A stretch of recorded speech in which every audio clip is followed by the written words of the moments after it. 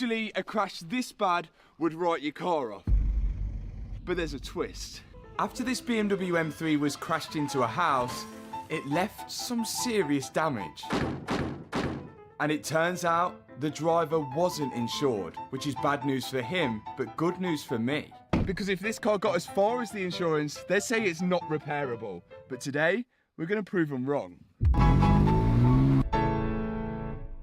Today's challenge is going to be this rear quarter. And this is something that I've never done before, because not only is it the rear quarter, it's also all the inner structure of the car here, which is usually would take a specialist repair, but today not. Insurance companies have a lot to consider before deciding the car's repairable. How much is the car worth? Is it safe to repair? How much are the parts? What will the labour costs be? And sometimes even the cost of providing a hire car comes into it. Luckily for me, I only have to consider some of those points, and I've already carried out a lot of work whilst keeping it under budget. 37,750. But now it's left me with the biggest part of the repair. We have Jack from Florida. Sorry, Freddie, we've stole Jack from you now. They nicked me. In the last video, before starting any repairs to this car, I called Jack to get his professional opinion. Is this repairable? And to be 100% sure we were doing it right, Jack, come over. So basically what you're going to do is I'm going to give you something to cut this whole thing out.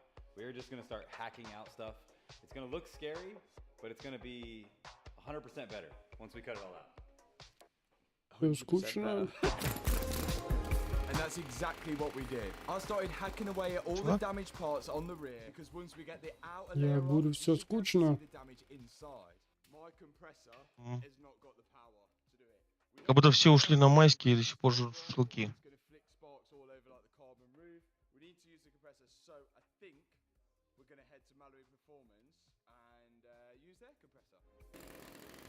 Ясно. У тебя что интересного? Ну что, подожди, я на стриме отвечу. Крутен. Я потихоньку учеба, дом, учеба, ты как? Я нормально.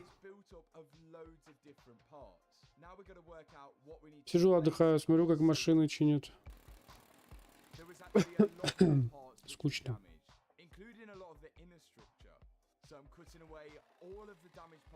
Вот. Я в том же. Играешь вот что-то? Да, у меня там машинки вот сами по себе ездят, как обычно. Ясно.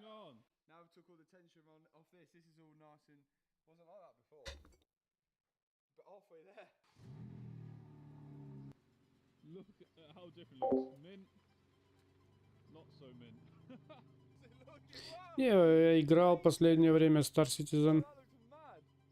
Сейчас что-то лень сидеть. Я облокотился, сижу себе такой весь. Что-то вообще ничего интересного нет. На релаксе. Да, вот я тоже сижу, сейчас на стриме тоже говорил, сижу.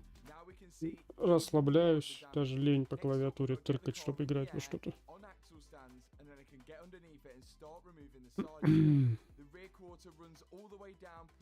Citizen как бы захватил вначале, потом что-то как-то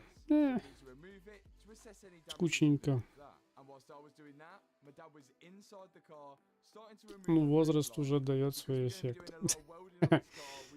Да, дело, наверное, не возраст, просто лень. Если пацаны собрались еще, да, так один чуть. Никого нет.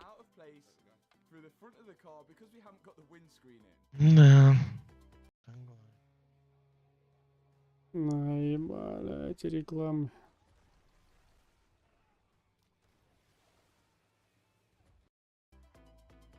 Какие звуки? Чего какие? Дай мне на стриме пишут.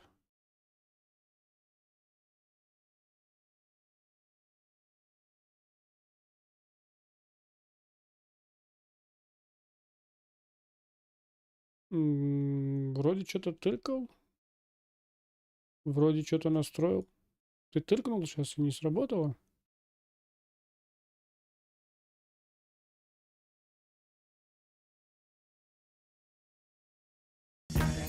Вот. Snoop Dogg. А ты говоришь, не работает. Работает все.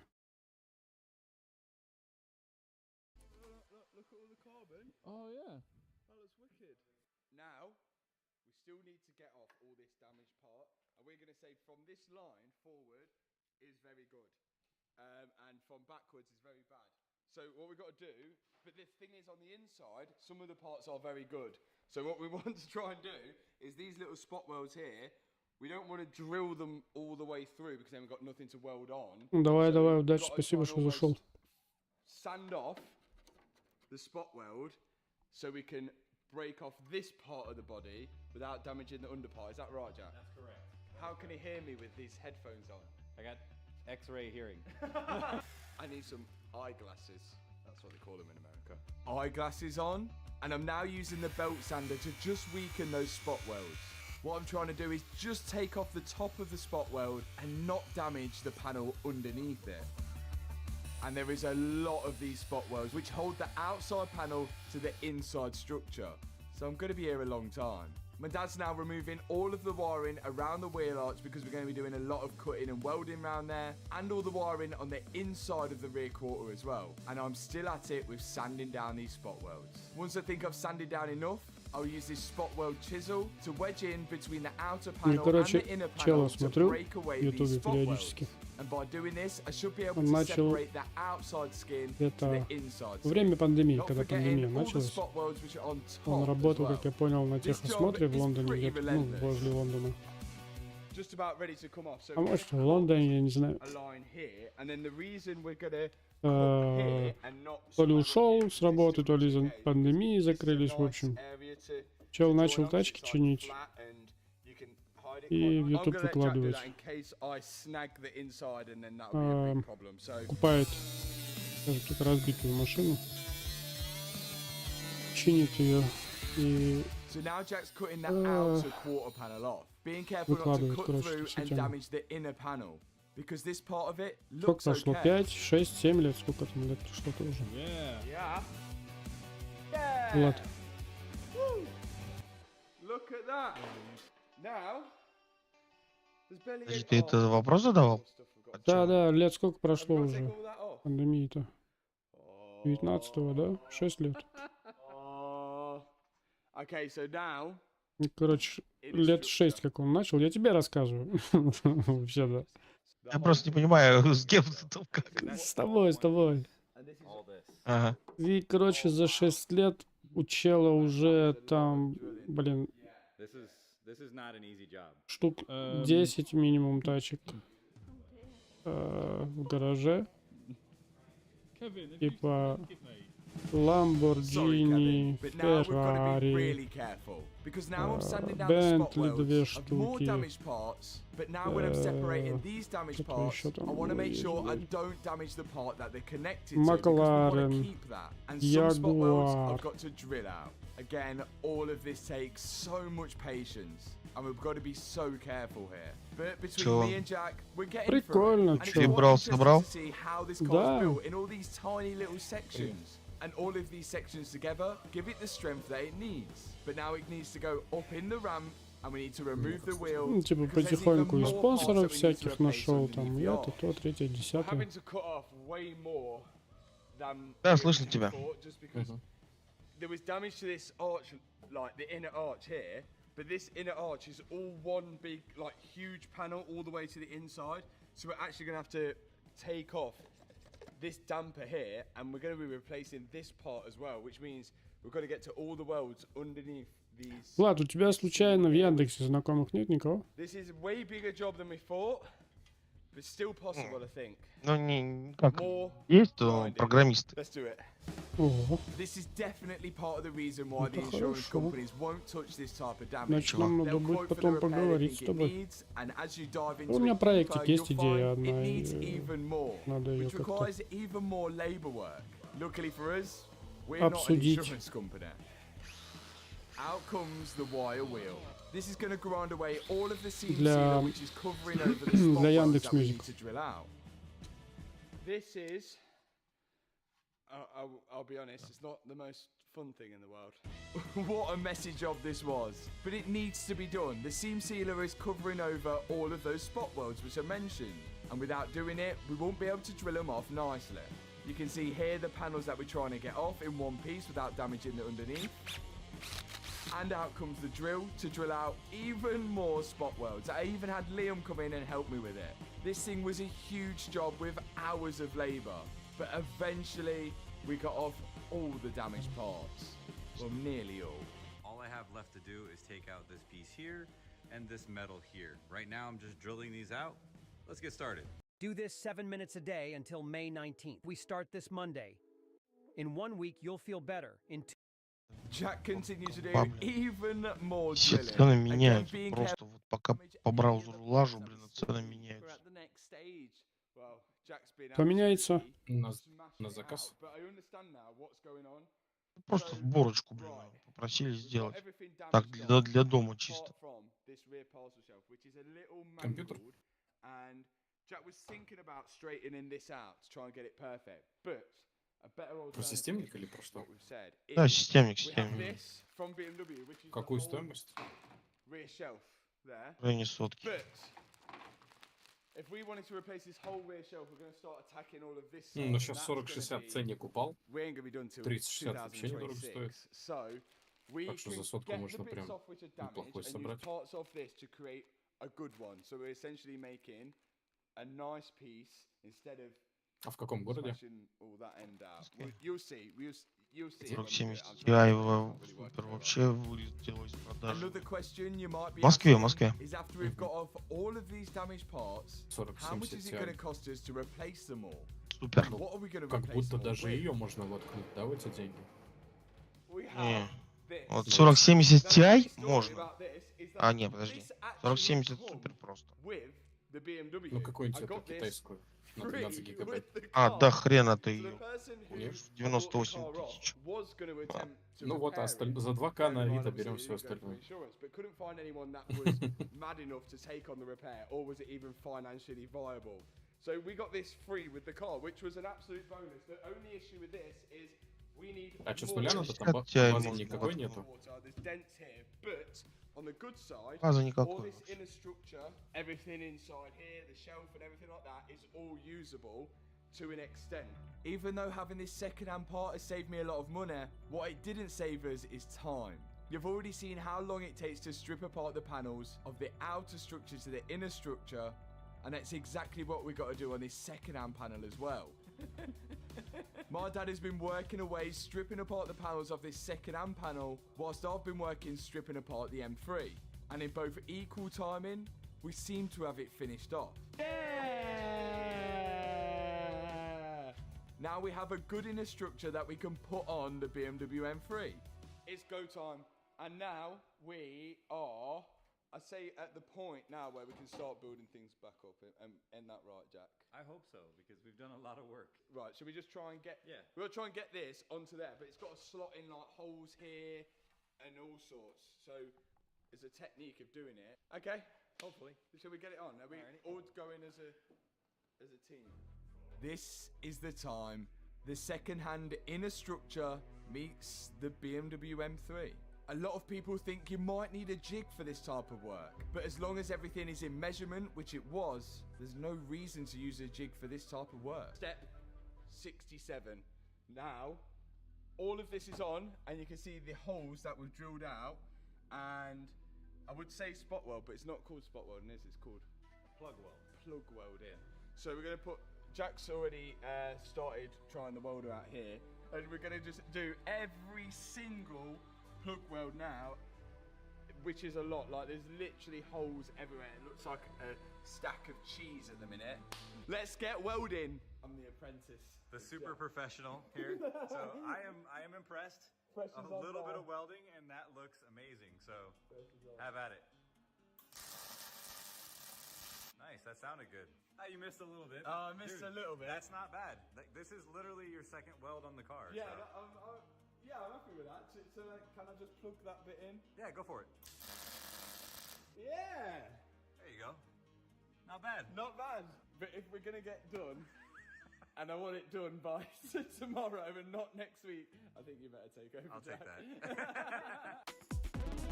So what we essentially have done here is replace all the broken and bent parts with second-hand straight parts. And it'd be pretty obvious if anything was out of tolerance, because it just wouldn't line up. Now we have to take this little piece here. We decided not to put this whole piece in. We really didn't need to, but we're gonna cut this right on this line here that I've made. Wow. Right there. Wow. This is going to be a huge time saver and save us replacing that whole back panel. Yeah. Okay, so now that should fit. Oh my god, that is sensationally. Wow. You've just got to weld that together. Jack's made sure that the panels are spot on. He's going to clamp it down and weld it together. Weld time. We're going to let Jack do the welding between the two panels because this is a pretty vital part. And I'm not so experienced in welding yet. Yeah, look. Joined up. Clean it up. Looking good. All these spot welds are in. That is pretty much most of the inner panel done. Well done, Jack. OEM. Boom. Almost. Original gangster. Now you can see all the spot welds or plug welds where we've put in the exact OEM spots they were before. So it'll be as strong, if not stronger, than standard. With this AI tool, you can create a complete storybook from just one keyword. Not just stunning visuals. Now, Jack has been absolutely smashing it. Can we just say thanks to Jack and subscribe to Jack's channel? Ромчик, здорово. All day he's come over and he's just stayed in the unit and we've not let him out. He's selected Как дела? everything. And he's got this far, but I feel like I've learned Как so там much as Германия well. So поживает? there's a point as well where Jack is going to have to go and we're going to have to carry on this ourselves. Isn't that like today? Yeah, that's today. So we're trying to get as much done as possible, and now it's a huge moment. All of this is set in, and it's all primed up. Когда? Nicely Последние sealed года up to an extent. 3, Now it's наверное, the нет. point where we're putting on, as you like to call it, the side panel. No, the side piece. The side piece called what? Sarah. Sarah, the side piece is coming out. Look at this. A subscriber sorted me out with Sarah, the side piece. Sarah looks good. So a subscriber messaged me saying he's been trying to sell this for ages on eBay. Not sold it. I don't know why. Что там новое, что-то хорошее? Really want this. Sarah, the side piece. Да, This is how скорее the всего, panel would старое. come if I ordered it from BMW. The whole side of a car. As you guys know, we don't need the whole side of the car. So Jack's now cutting off the parts which we do need, leaving it with a bit of overhang.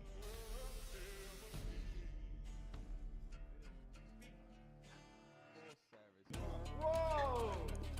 Oh my god! Look at that! Ну, учиться это тоже хорошо. Я тоже сижу, смотрю, учусь. Блять, когда они все делают, все так легко выглядит, сука. On the top half and on the bottom half.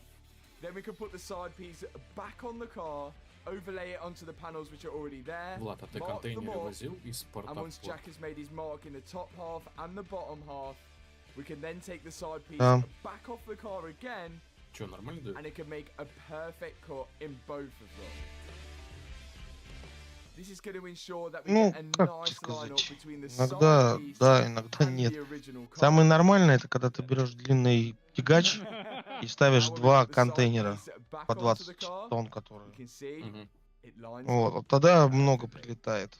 Well done, Но Jack. там We фишка couldn't have такая. done this Ты without you. Походу, Now, before we do инструмент any решает, welding, we're место gonna put the решает. wheel on, Чуваков lower было. it off the ramp, get the door, and put the Место door on as хорошее. well. Инструменты все есть. We need to make sure Надо всё, everything что lines есть. up. Look at that. Including the boot as well. And instead of having it on the ramp, we've lowered it to the floor to make sure none of the panels are flexing anywhere. The only thing which was slightly А чё off на was СТО the будешь boot делать? lid. So we had to make a few more adjustments, but after those adjustments, look at that. We got it pretty much spot on. With us being confident that it would fit, the side piece comes off. Ты в каком городе? My dad will start to drill some holes in it ready for the spot welds to go in, or the plug welds, and then drill some holes in the existing panels on the car as well, and then I'll get the panel bond out, and start applying it to the inside of the arch. On the Ну side что, piece, русскоязычных нету там, что ли? Jack will make sure it's neatened up. Да, я такой даже не знаю. Then I also apply panel bond to the inner arch on the car at the moment. This is how it's done from factory. We can then put back on the side piece for the final time, and the next step would be to weld it. Да, в плане того, что изучать язык, бла-бла-бла. Hello! It's the На recorder's on. какой-нибудь I'm gonna русскоязычный get Jack to do this шиномонтаж. weld here, 'cause I think that's going to be quite vital if we mess that up. Или тебе And then придется after с that, we can клиентами do the spot welds, clean it all, разговаривать. paint it, and start putting it back together. I think that's it. It's almost fixed. Yeah, it's almost there. It is literally almost there. Yeah. Sarah is doing bits. Let's do it. Why are you putting that on? That's for Jack. You're not welding. I'm watching. Jack got to work with joining Sarah the side piece to Michael the M3, I guess we can call him. And after he'd finished, they'd almost be joined as one. Now, guess what we've got to do? More welding, I'd assume. Yeah, more welding, yeah, you're correct. So now we've got to weld all these little holes which Jack's left us to do. Then we've got to clean it up, and then you'll see. But we're doing it now, so it could go terribly wrong, but we'll see how we go. You don't seem confident. I'm confident. At least one of us are. О, Франкфурт знаю, у меня там друг живет. We were left to our own devices now. It was down to me and my dad to get this quarter panel Ну да, on, с машинами я get люблю it on покопаться. safely, without messing anything up. Бля.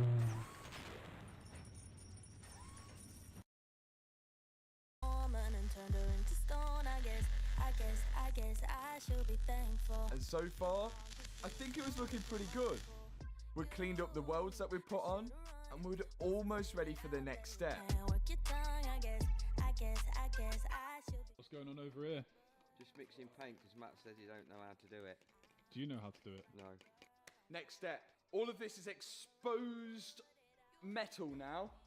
All of our beautiful welds. Inside the car, it doesn't need to be sealed because Я не знаю, я в Германии не был. we also need to etch prime it to stop it from Так что ничего не могу which is what I'm сказать. going to do now, and then we're going to move to the next step. So all I'm going to do is just Oh, look at the technique.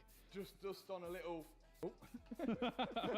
Not that part. I'll just etch prime everything, guys, and I'm going to check back with you once I've etched prime, because we don't want to get etch primer all over the camera, and because otherwise none of you will be able to see. This might be a good time to ask you guys who are not subscribed to the channel already, just to hit that subscribe button below. It is completely free.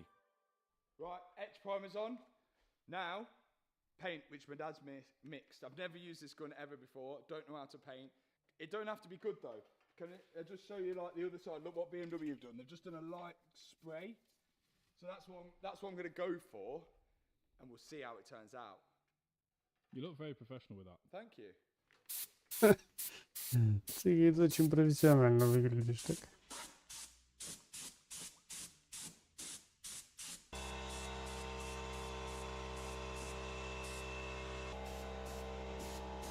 Вентиляция, вентиляция.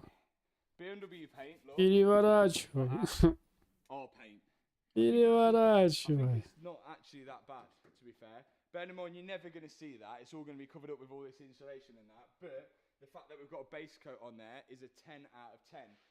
Then, there should be no painting from now on apart from painting this, which we're not going to attempt that because like, that was just poor workmanship by us. Anytime a panel joins between one panel and another panel, it's got this seam sealer on.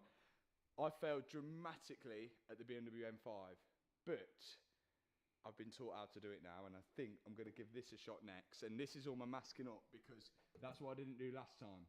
Mask it up, run the sealer down, try and make it look as OEM as possible. Bearing in mind, a robot did this. Every bit where the panel joins, we've got a seam seal. I guess let's do it. Let's go. So I'm hoping now the second time of me attempting to seam seal panels, I get it a little bit better this time. I'm using a brush-on seam sealer, and it looks quite messy at the moment, me just brushing it on, but I'm hoping when I pull the masking tape off, it should finish quite nicely. I'm trying my best to get the same sort of texture as the OEM seam sealer, but most importantly is just making sure that the panels are actually sealed. It's more important the sealer actually does its job rather than looking good. And do you know what? I don't think I've actually done too bad. Yes, it could be better and there's room for improvement, but it is a lot better than last time. And what I've done as well is masked up the area and then give it a lick of paint underneath. And I am pretty happy with that. Bearing in mind, all of this is going to be covered up with arch liners, trims and sound deadening. You can see there has been work done, but I don't think it looks like bad work, in my opinion. And with all that done, I can start putting back all the wiring and the sound deadening in the interior and guide all the wiring loom back into place and start installing everything back to where it should go, like the amplifiers in the boot, which luckily survived the accident. Both amplifiers are now back in the rear quarter next to the boot, and after that, I can now put back in the battery. I slot it in place, put all the trims and accessories on it, lock it down, and we're on to the next step. Pyro fuse. Now, on this one, on a lot of cars, you can get away with cross-referencing pyro fuses, because when you go to a main dealer, they'll try and make you buy this whole line and everything like that, just for the sake of a pyro fuse, which you could probably get for like £15. The issues with this pyro fuse on BMW, it's a sealed unit, and it's in like that, and when the explosive goes off, it pops it away. The pyro, and then when it pops it away, it takes power away from the starter motor, so you can't start the car again after it's been in an accident, just in case there's oil everywhere. Now,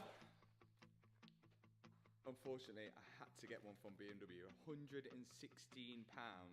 plus VAT, because look, it's a sealed unit. I can't actually buy them from anywhere else. It's a sealed unit. It's got all these cables with it.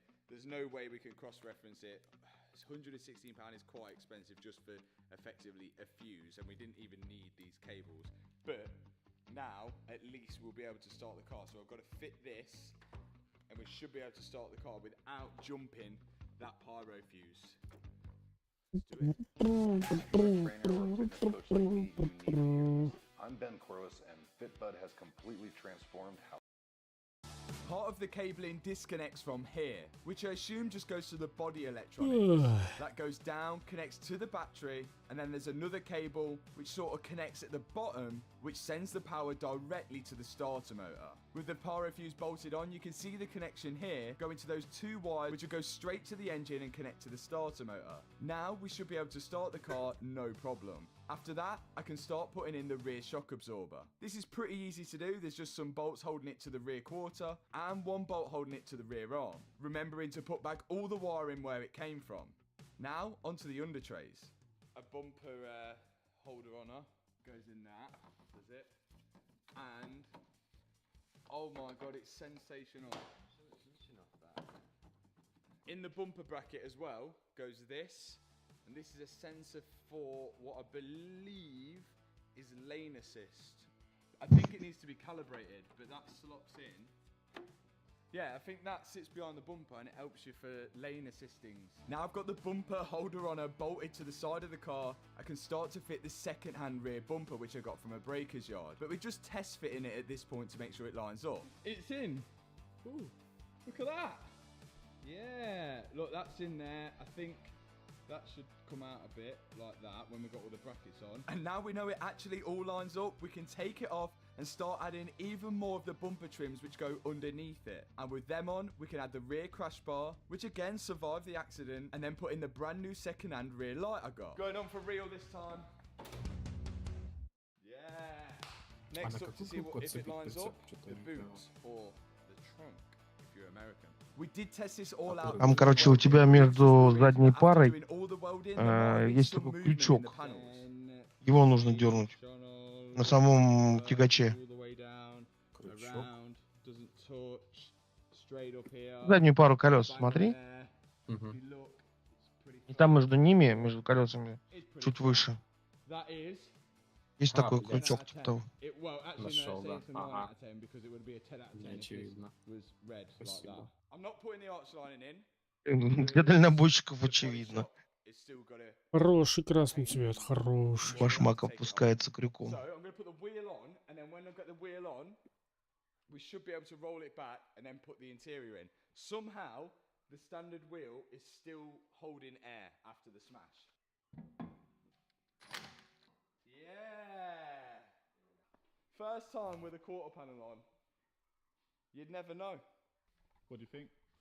It's great. Better than I thought. First time!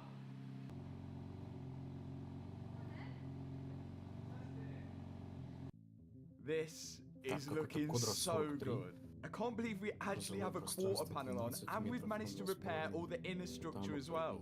But we don't want to celebrate too early. Next Под up, we've контейнер got to такая clip the просто side skirt in place. каркас типа и все, да?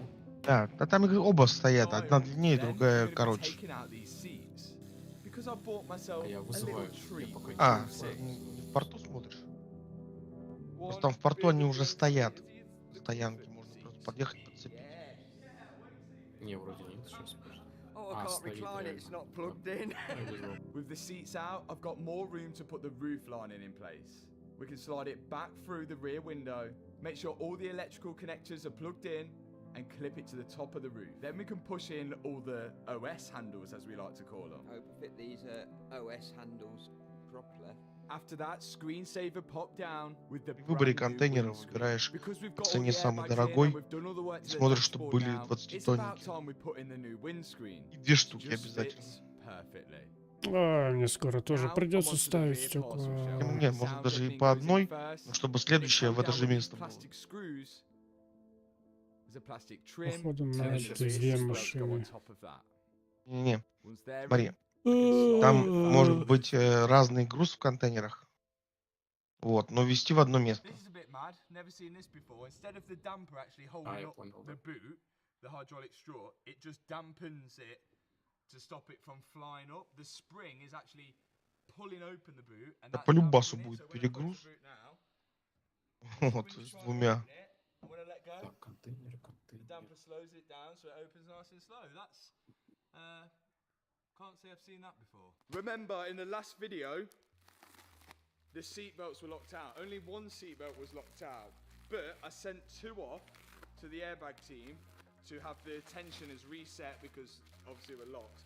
And they said the same thing. Only one of them had detonated, which means that either there wasn't a passenger or the passenger wasn't wearing a seatbelt. But we should have 2 faultless seat. One faultless seatbelt now. Yeah. Finally, we can put back in the seatbelts. And now they should be faultless. They just slide into this pillar here. There's an electrical connector on them. We bolt it all onto the chassis of the car and then put all the trims А, нет, back over the я top of it. поставил. Тут And then I'm going to do подряд. exactly the Экраны same висят. for the passenger side. Там разные заказы. Одинаковый заказывал. თან ჯიხურის კურსით სახლიდან გაუსვლელად.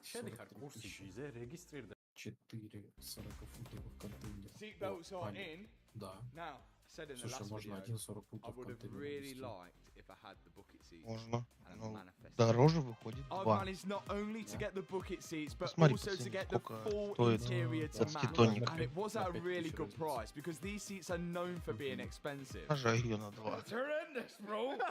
Jesus. These Не, fit это me уже off. умножено. Yeah. What are you Ну вот, squashed? я 2 You взял. don't look it. Хи-хи-хи. No, I don't. А, Some people like them, some people dislike them. Nico's not a fan, but I think this is going to completely transform the interior of the car and make it look a little bit more sporty. Красиво. And it's going to add a little contrast to it as well. Now the rear bench is in, it's time for the door cards. BMW specialists. There's only actually 2 bolts holding the door card to the door, and the rest are all clips, so it's easy enough done. And look at the difference that that's made. Yeah. Should we make the executive decisions? Keep it in Если бы машина в Грузию приехала и сразу обратно бы сделали в черный Because салон. it's got grey stitching. Полиция. Буксиры с включенными мигалками не штрафуют. it goes with the interior. Yeah, I think because you've got, scared. look, you've got the black I centers. think you just don't want to You've got send the black it. centers on the seats. Come on, let's send it. I would have kept So it that's black. a vote of 3 saying leave it black, and Ethan thinks white, and you think Black. What does so. That's Matt 5 out of 6 people. Yeah. What does Matt think? I think Black. black. Black. It's yeah. only Ethan that wants it white. You gotta have it white. Look at it. No, Why? because you put your arm on it. Right, we're deciding black. Let us know in the comments, black or the white armrest. Big moment. Apparently, word on the street though, with these seats is underneath, they have this module in here. I don't know why a seat needs a module, but it also has a module on here. According to people, this seat won't work unless we have the module coded. But I may be able to switch over the modules. But I want to test that theory first by just putting it in and see if it works. So I'm just going to put it in, plug it in, and see if we get any power to it at all, because it'd be quite interesting to find out. Okay.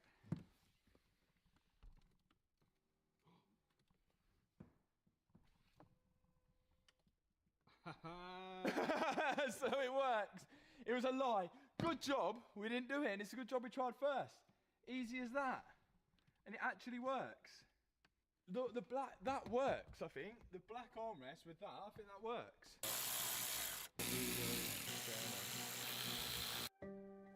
What a difference those carbon Странно, что не seats пришлось make. кодировать. It's 100% transformed the look of it. Way better.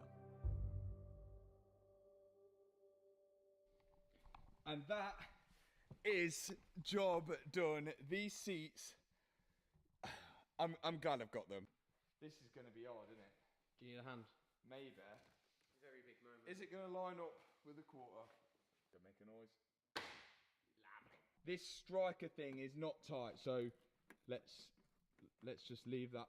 It might not close properly yet. Ooh. Personally, the door's got to go in a bit more. Let's push that in, tighten that up, and we'll go again. Right, do it, Liam. Ready? Yeah. That is flush. Is it good? That's flush. Yes! Look at that! That looks pretty good. Now we need to test whether we've got any faults, because we shouldn't have. All airbags are in. Everything is plugged in. We shouldn't have any faults, but who knows? Let's test it out. Okay, there's something that's slightly worrying. Restraint system fault, tyre pressure low, rear restraint system, that's the one that's worrying me. Driver restraint system and front passenger restraint system. There's a lot of faults, and the rear restraint system is to do with the rear seat belts, which I haven't changed. But there's a good way to find out whether there is an issue with them, the Carly, which is manufacturer level diagnostics. And this just goes in your OBD. Easy as that. You would have seen me use this device loads of times. It simply just plugs into the OBD port, and then you can connect it through an app on your phone. Connect. So there's loads of things you can do with this. Diagnostic, use car check, customization. You can unlock a load of stuff. First thing I'm going to do is check for issues, and it's going to run a load of checks on every single part of the car. Let's see what we find. Oh my God. Very bad. So the good thing with this, now I can just click clear issues. We're going to completely clear them, and the lower number we get now back, the better. A lot of the faults are going to be there because we started the car with things unplugged, but after we've cleared them, we shouldn't get many back. I've not seen an airbag light on the dash anymore.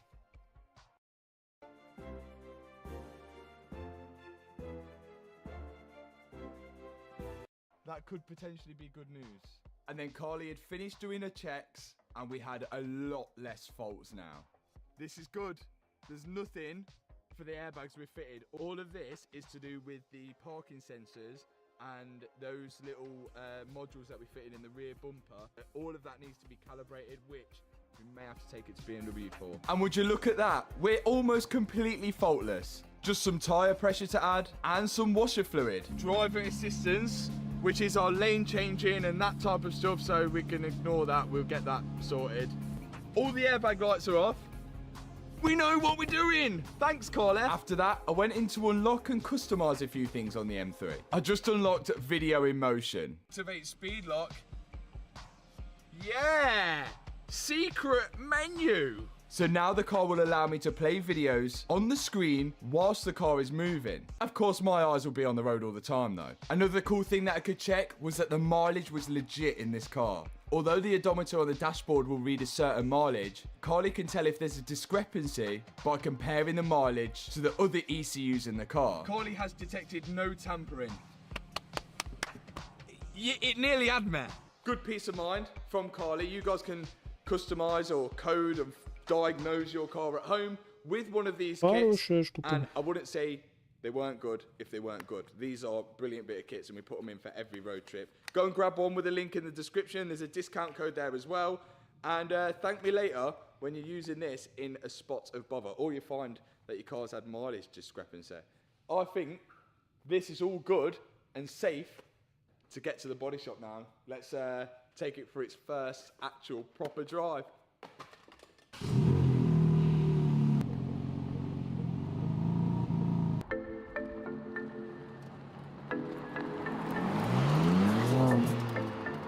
We've done pretty good. Solid effort, I think. I literally cannot believe we've got the M3 this far in this amount of time. Although we still have got a lot more stuff to do to it, we've made a lot of progress already. What a car. Look at that. Oh, the seats have made it in this amount of time. Так себе сидит. Although we still have got a lot more stuff to do to it, we've made a lot of progress already. What a car. Look at that. Oh, the seats have made a 10-10 difference, ain't they? Just seeing the seats through that. Absolutely solid. We've proved the insurance wrong. We've done it under budget as well. Thanks so much for watching this video. If you enjoyed it, hit the subscribe button, hit that thumbs up button. This BMW is going to the body shop, and next time we see it, it should all be one colour. See you in the next video. Peace out. AI is changing the game for app development. Firebase is here to help. Today, I'm going to be racing my BMW M3 that I've just rebuilt against the Lamborghini Huracan Performante. But last time you saw the M3, it was in a bad way. That's because it crashed into a house. But we've been rebuilding it, and in the last video dropped it to the body shop to get paint. And after the long wait, it's finally back. Here it is. Oh! That looks sick. That looks sick. Look how evil that looks. The paint has completely transformed the car. Who would have known we'd ever done all that work to the rear quarter now? It's unrecognisable. How would they know? Oh. Evil that looks. The paint has completely transformed the car. Yep. Who would have known we'd ever done all that work to the rear quarter now? Не. Не. Плохо посадили. Дверь чуть-чуть выше.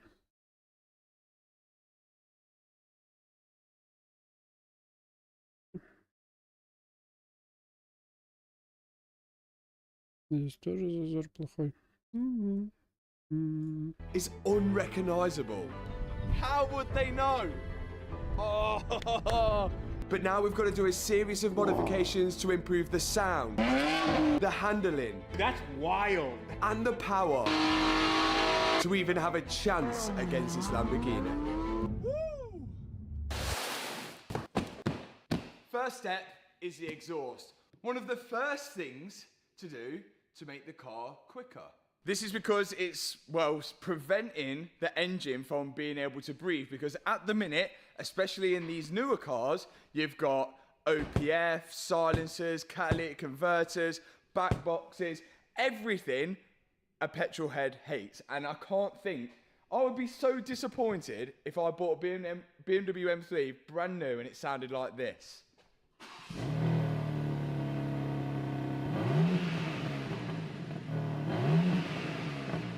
BMWs aren't known for sounding like amazing anyway, but that just sounds like a mouse whispering. That is not an M car sound. Let's, well, well, hopefully improve it with this Scorpion full exhaust system. Let's get to it. So the goal here is to get all the exhaust gases out the engine as quickly as possible. And on this exhaust system, there's a lot of things in the way. And on the aftermarket exhaust, there's not going to be. First job is to start taking off the old exhaust system. I'm going to be unbolting the hangers from the actual chassis of the car, and there's plenty of them. And I'm hoping we can lower down this exhaust as one complete kit. I've just got the sensors to undo on the OPFs. And the last thing holding it up is this little strut bar here. And once that's out of the way, we can lower it down. It's gonna fall. Oh! Oh. Yeah.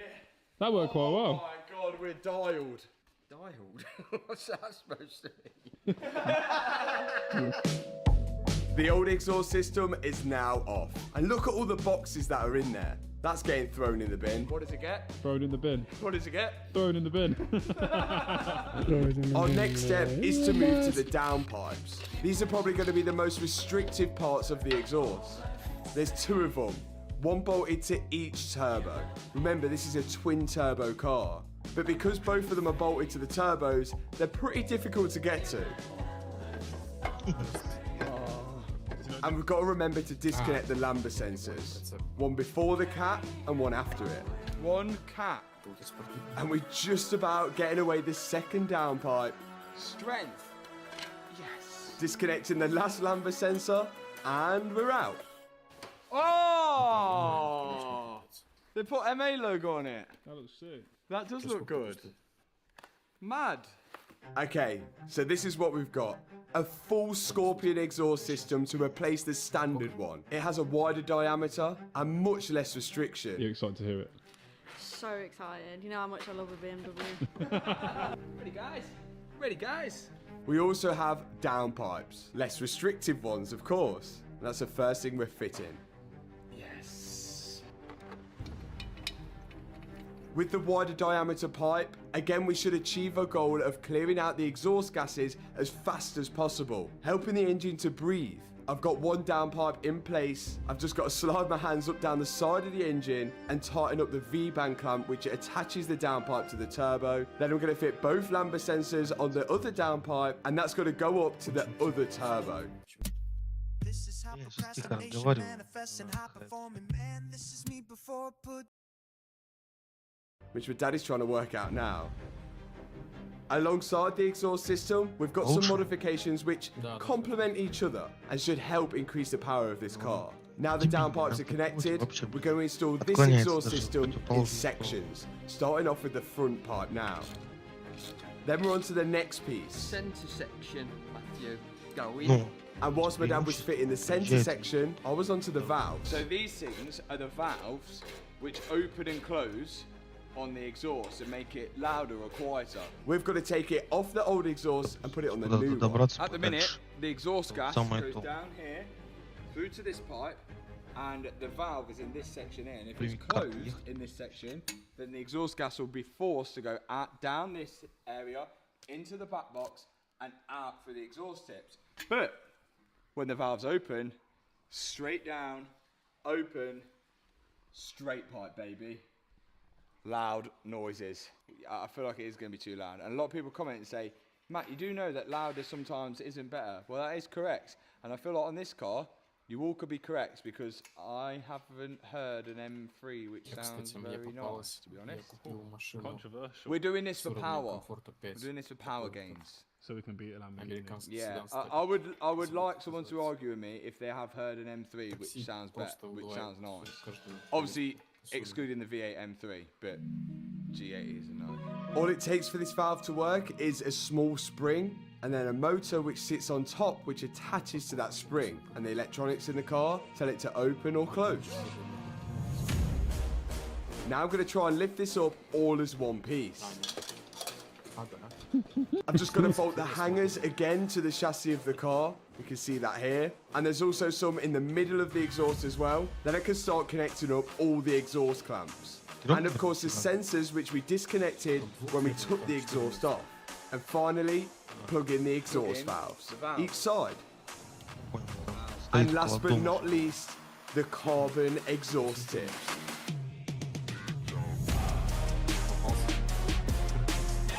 And now, the exhaust has got its full upgrade. Now I've just got to fit the strut brace in the middle, an aftermarket one sent to us by Scorpion, which completes the underneath of this car. And check this out, one back box, and then it's pretty much a straight pipe all the way to the turbos now. Let's see how this thing sounds. I'm scared. Поставлю кемпи, блин, вам So am I. I'm just really worried about the sound because it's just... портоваться. But we're not doing it, we're doing it for performance, man. We're doing it for performance. Oh! That's alright. That's alright.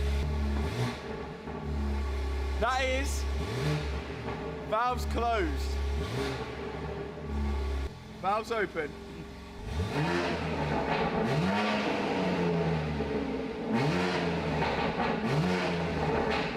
It's not one of my better sounding cars, but it's nothing to do with the exhaust. Like, I've used Scorpion exhaust on a lot of cars, but these BMWs just don't sound very good. Now the engine can exhale the gases quicker, we want it to be able to inhale the gases quicker. And that's why we have got an Eventuri intake. I'm just going to say that to annoy people. A full Eventuri induction kit. This thing looks incredible. Anything that could be made carbon fiber is carbon fiber. And it comes with some extra goodies as well. Oh, that looks sick. That's going to add like 10 brake, I think. A massive thanks to Imran at Evolve for sending this induction kit out. Of course I wasn't going to say no to this one. See, things like this slow the air down. Because I know it's meant to move and be rigid, but any roughness slows air down. It's like, you got to think of air like water, and if water touches roughness, it creates waves. Waves are not good. We want smooth airflow. And that is a quote by Adrian Newey. I was literally about to say, are you Adrian Newey? The smoother the airway that the air can flow into the engine, the faster it's going to flow into it. And the faster it's going to flow into it, the more air we can get in the engine. And the more air we can get in the engine, the more power we can get from the car. So we're taking off the stock induction kit now so we can fit our upgraded one. Look at that. So stock is coming off. That's not Adrian Newey approved. Because, look. Ooh, drag. Yeah, there's drag. We will be replacing it with Adrian Newey approved. Actually, are we allowed to say that? In your opinion. Yeah, in my opinion, this is Adrian Newey approved because look at that. Oh. Smooth airflow, wind tunnel tested, Eventuri effect again. Ooh. I mean Eventuri. Do you know what the Eventuri effect is? Lots of carbon. Do you know a perfect example is when you've got a hose pipe and it's a big hose pipe and the water's coming out really slow, but if you squeeze the end of the hose pipe it goes psh, shoots fast on it because something big is going into something small, so it makes it speed up, and that is exactly what we're doing here. That's a great analogy. I have to say. Did you understand that? Yeah, I did actually. Do this 7 minutes a day until May 19th. We start this Monday. In 1 week, you'll feel better. In 2 weeks, you look better. In 1 month, your wife won't believe your results. Here is the personalized plan of short chair workouts tailored for beginners over 50. It takes just 7 minutes per day, beginner friendly, and requires no equipment. You can work out anytime, anywhere. Just open the app and follow along. Скорее всего, нет. Вот. Но поддерживать всю деятельность этой херни все буду. А ты куда так надолго? Учебу. На учебу? У меня будет удаленный доступ к серверу. Вот. Ну, на чем я там буду работать, хер его знает, короче. Могу ли я там игрушку поставить? Не смогу, посмотрим. Что, где учиться будешь?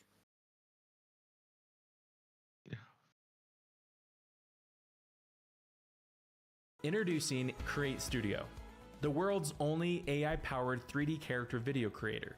Yeah, thanks. And that's the exact reason why Eventuri fit their cone filters with the big side of the cone facing outwards, to create that sort of hose pipe effect, to try and speed the air up into the engine. The only reason I can see why the manufacturer's intake kits aren't as good as these aftermarket ones is due to cost, mass production, and sometimes even emissions. Now I've got to fit this silicone hose, which is у него rigged, такой ник but that's Ванько. only because the engine does move around when you accelerate and Можно brake. ему So тоже there's там got to be подписать, у some него sort есть of play in the доступ к induction своему kit to серверу. make sure no hoses Он pull может off там or перезапустить break или under еще load. что-то. And next thing to go on is this huge carbon pipe with the air filter fitted into it as well.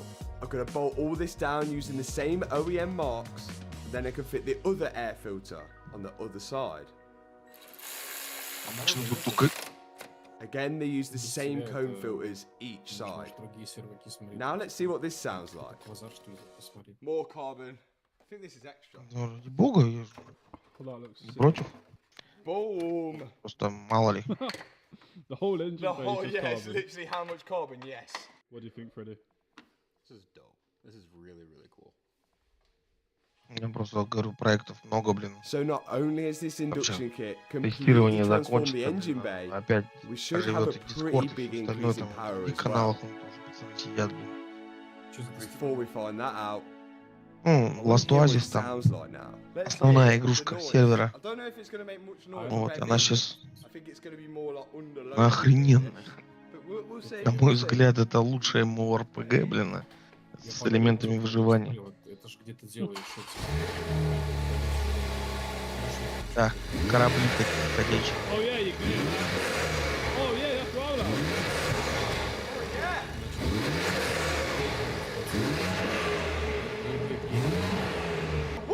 Sounds lovely.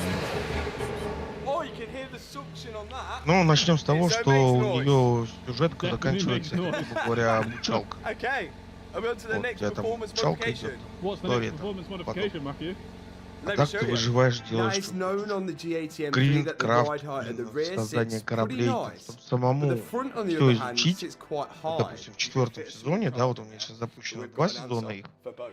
Вот, четвертый Big сезон, shout там out to нужно, Auto блин, ID for most of the mods in this фрагменты car. переплавлять This таблички. is MSS Это springs. муторно, долго for и me. тому подобное. These springs Чтобы вот это replace вот the все stock достичь, springs with the я сам, adjustable когда себе ones. сервак That means we создал, can для adjust the себя ride чисто, height да, whilst keeping the stock damper. полазить. But to show Я you guys the потратил differences, где-то, the ну, first thing I've хрен got to знает, do is remove the stock чертов suspension. 700. This electrical connector here going to the stock это. damper is used for the Полностью adaptive дереворазвитие suspension. The computer will tell the suspension when to be stiff and when to be soft for comfort. And we're going to get to keep that with these springs. У меня там уже, This не is знаю, a гребли core-drive ratchet, aka пишет hook 6 steady часов. tool, and it always Учитывая то, что fits с админкой там perfect there. последние 2 года бегаю. In between the shocks like that, and then when you turn it, Игрушка очень классная. that's going to spread the hub so this Прям comes out now. Once топчик. the hub is spread, you'll be able to push with downwards pressure and wiggle the whole hub assembly from the shock absorber. Downwards pressure. That's upwards pressure. Yeah, but upwards pressure's working. Ну, короче, замутили 5-й сезон. Yes! Вот, наслушались всяких дятлов, своих That там instruction manual, полномоченных, которые with из no игрушки help from the сделали instruction PvE. manual, I finally got the shock absorber and the spring out. Now all I've got to do Сама is игра это separate the реально spring про from the shock absorber. кланы, Don't try про this one at home. взаимодействие кланов, Yeah. альянсы и тому Ready, подобное. То есть там одному выжить вот, очень-очень тяжело.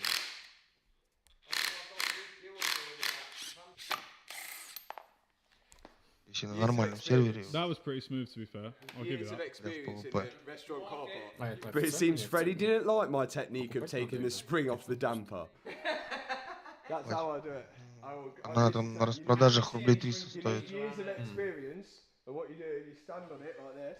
Dude, that's wild. Ну ты покупаешь So и есть wild. доступ Do к you know what I've 5-6 noticed with последнему any сезону American YouTube и channel? к They are любому, really, ну, like, четвертому, safe compared to конкретно, UK как people. у меня, который Yeah, because that can kill you. Yeah. That can like actually kill you. Do you know why I think that is? NHS. We've got to knock this spring seat off because we're no longer using that spring seat. The new spring seat is on the MSS springs, so that will slide onto the damper. But if we don't mark where this drop link area goes here, then we could put the new spring seat on in the wrong area, which would mean then the damper goes in and the drop link could not такие игры, line под up которые надо и correctly. комп обновлять уже.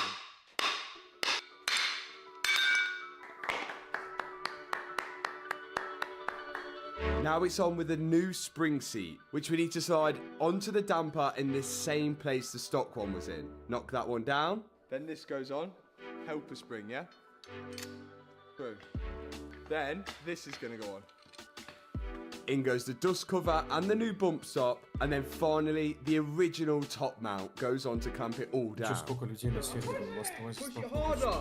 Now we do actually have spring compressors, but we decided not to use them. And there it is, one completed stock damper with the MSS adjustable spring on it. All we've got to do now is slide it back into place, push the damper into the wheel hub, tighten the bolts up at the bottom, and the top mount bolts as well.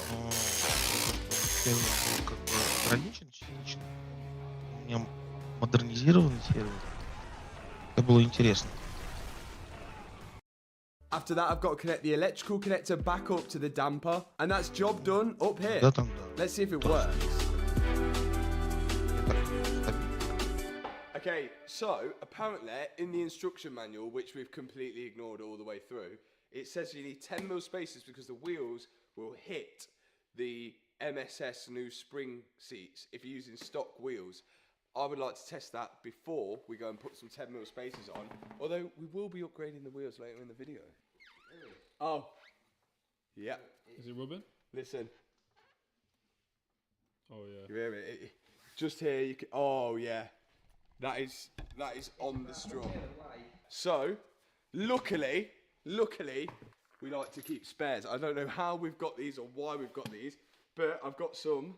What do you say, 10 mil? Прицеп с контейнерами, даже стоковый. But they're going on. Стабильнее, чем... This should give us enough clearance for the front wheel. The only thing is, we just hope we've done it the right height. У него как будто центр тяжести, что ли, ниже, побольше. At least that is not rubbing. At least I can drive it like that. We can adjust it when we get the new wheels.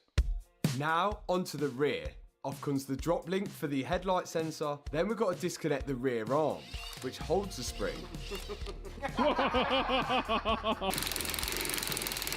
Now the back should be easier than the fronts. There's a lot less suspension on the back, but we later find something which puts a massive spanner in the works. Now we've taken out the bolt for the strut and the bottom arm, I can slide away the rear spring now, as easy as that. And remember, we're only changing the rear spring here. You can see how much shorter the MSS setup is now, and that black collar is the adjuster. This goes in between the orange spring and the black spring. The more we wind out that black collar, the higher the rear of the car will be. And we already know that the rear of the car doesn't need to really be changed too much, because they're quite a nice height from standard. So whilst my dad's putting together the left side of the suspension, I started doing the right side. And that is the rear end, pretty much complete. Now we can finish off the little jobs like the arch lining on the front and the rear, and bit by bit, this BMW M3 is coming together. Who would have known it had been in a huge accident?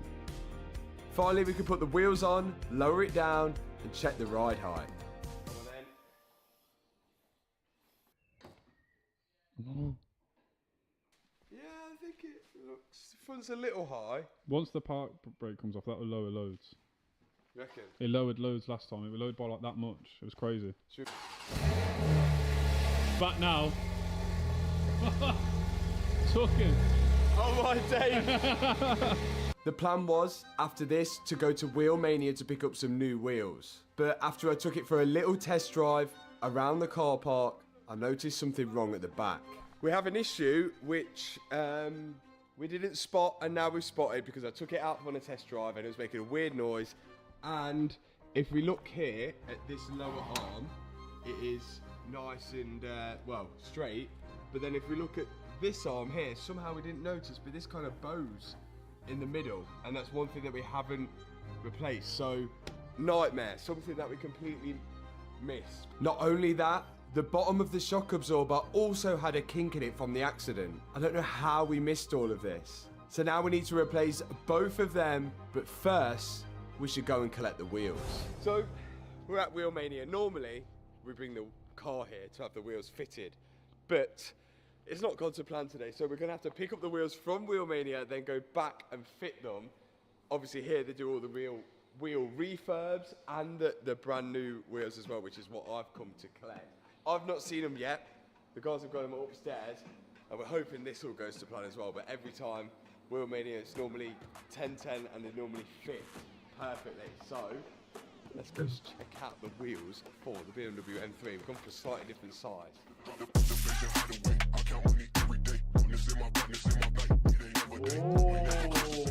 Oh, with the MA centre caps as well. 20-inch, these are going to be wild. Standard on the M3 at the minute, and 19-inch wheels on the front and 20-inch on the back. We're upgrading it for 20-inch all round. And to top of that, these are fully customized wheels, which Wheel Mania have put my own logo in. These are gonna look crazy. I've been coming here since literally the dawn of day, and they get it right every single time. So link is in the description. Click the WhatsApp number, WhatsApp the guys, get your wheels sorted, or get them refurbed if you've curbed them.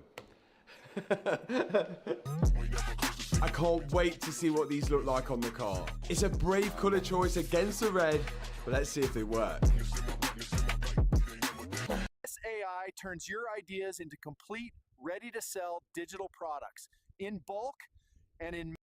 Wheels in.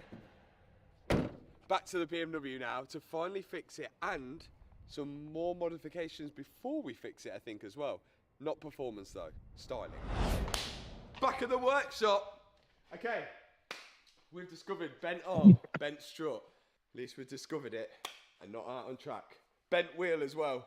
What we're gonna do to fix that is put on body kits. No, really, we are. We're gonna have to go to BMW to collect the strut and the lower arm, so in the meantime, we're gonna do some more modifications. Toilets do what? Flush the opposite way in Australia. They don't. They They do. absolutely do Yeah, not because do. they're down under, so it makes sense. That doesn't make any sense. That's not how physics works. No, it is. It's not. So ours goes to the right and ours goes to the left. Oh, I forgot he's American. He's like a flat earther. I've never seen the ice wall, but it's out there. The way we're gonna fit this Adro front splitter is line it up, clamp it to the bumper, and then drill some holes through the splitter and the bumper. After that, we take the splitter back down, and we're gonna insert some riv nuts. Look at that. That's not bad. That is absolute legitness of the legitness.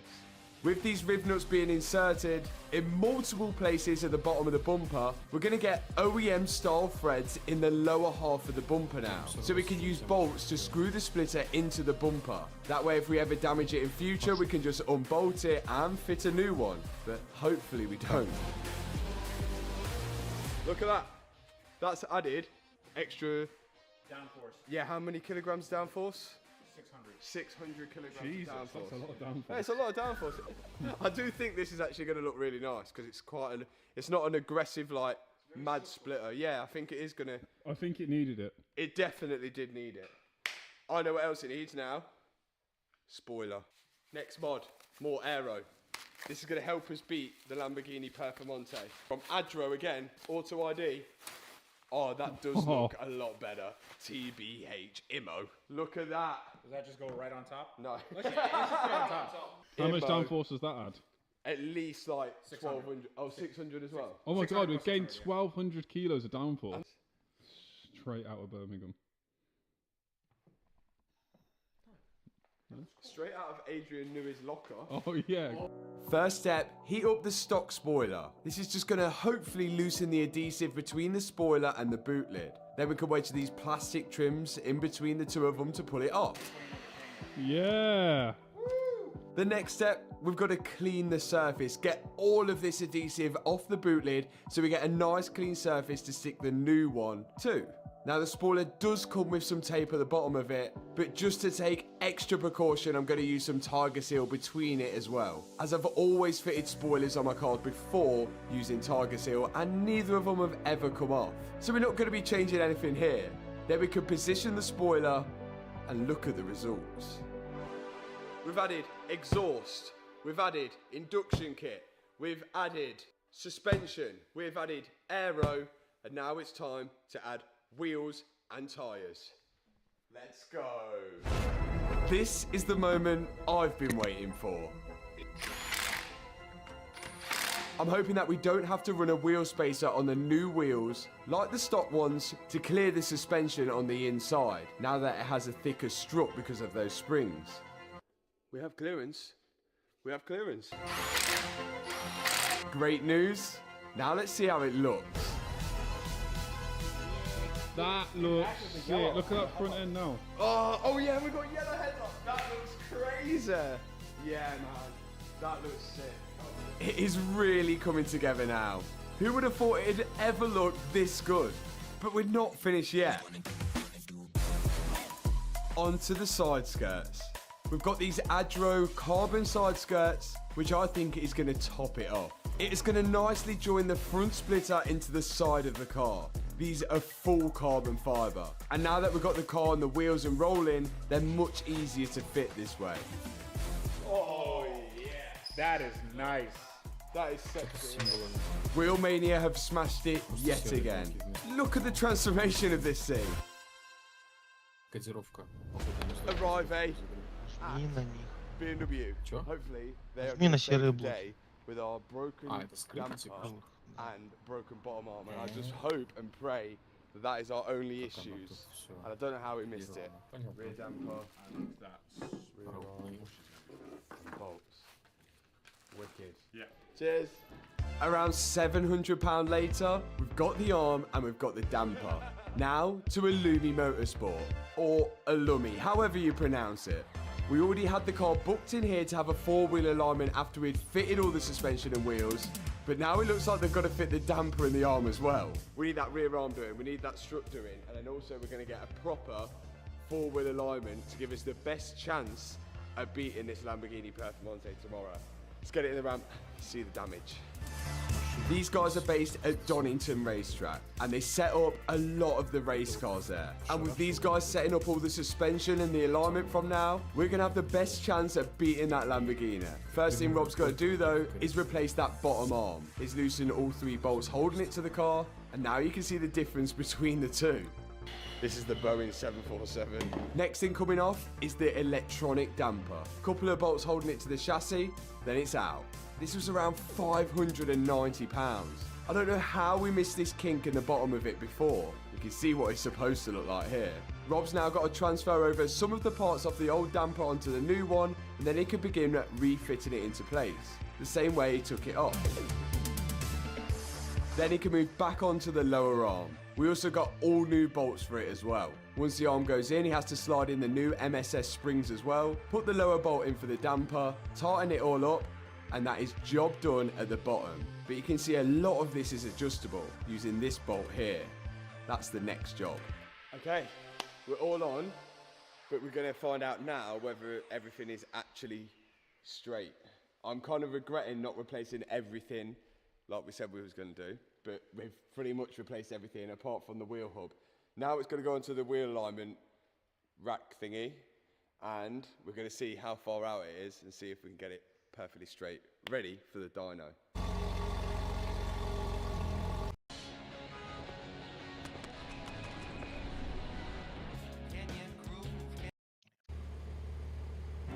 First, the guys check the tyre pressure on each corner and make sure they're all the same and at a good operating pressure. Then they move on to putting the wheel alignment kit on each wheel, making sure the steering wheel's bang straight in the middle, and then they can see everything on this screen and how far out all of the wheels are. And the back left was pretty far out. This is something that I didn't know. It's measured in time. So because we're measuring in degrees and minutes, you've got 60 minutes in a degree. So actually that's quite close to 2 degrees. That is 1.5 degrees. Obviously this is the side that we've replaced everything at the back, so I'm not surprised that they're all out. So that's showing 10 minutes tow out, 15 minutes. 3,5 часа, 30 тысяч. So you've got just under a quarter degree to tow out. And we've got about an hour and a half on the front. So you get the idea. Everything's measured so closely to one another. So now the guys are adjusting it each side to get it perfect. And because I've added those aftermarket springs, we're not at the stock ride height, which means we're not going to get the stock figures on the alignment. This was it before, and now this was it after. In fact, we've got a much more aggressive setup, which is actually going to be perfect for us on the track. The guys took it out for a quick test drive to make sure everything was perfect and gave us the all clear. Thanks, Illumi Motorsport. Now we're at Mallory Performance. We've got an engine light on the dashboard because the car isn't happy about the modifications we've made. So right now the M3 is going on the dyno so Phil can tune the car so it knows it's got all these extra modifications. Then it can make the most out of them. Standard, these are 510 horsepower. Let's see what it runs. Fan is going on. Air sucks from here, sucks it all back, pulls it through here. 510 to beat, first run. Put my seatbelt on.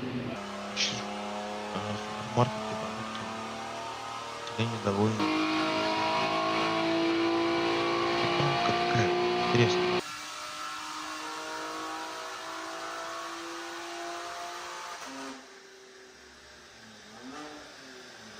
140 mile an hour. Here we go.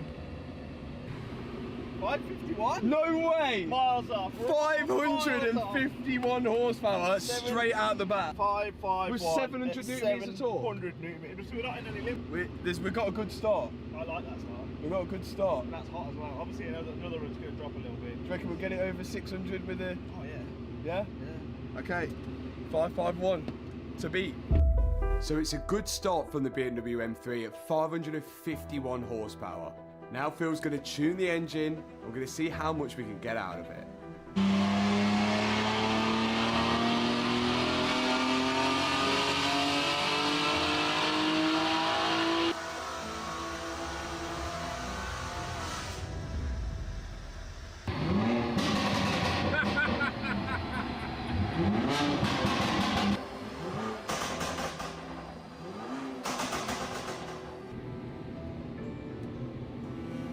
We just did some serious power. Oh my days! Now on our first run we did run some pretty high power, but Phil wasn't happy about how the power was being delivered. So we made a few adjustments and this is what we got. 644 horsepower and 816 newton meters of torque. A huge increase. This is going to be completely different now and hopefully no more lights. Thanks Phil. No problem. Where Matt. can they watch your video, Phil? Oh, my video of me and Matt doing this car as well will be over on my channel, which Matt will put into the description. So if I can have loads of subscribers on there, that would be great. Thanks. So after all of the rebuilding and all of the modifications, it's now time for the BMW M3 to get on track and hopefully beat this Lamborghini. First thing, this car is insanely fast. And I've realised as well, between these two modes, M1 and M2, I can switch between 4-wheel drive and 2-wheel drive, but we'll get onto that later. 2-wheel drive mode into, what do we call this corner? We don't know.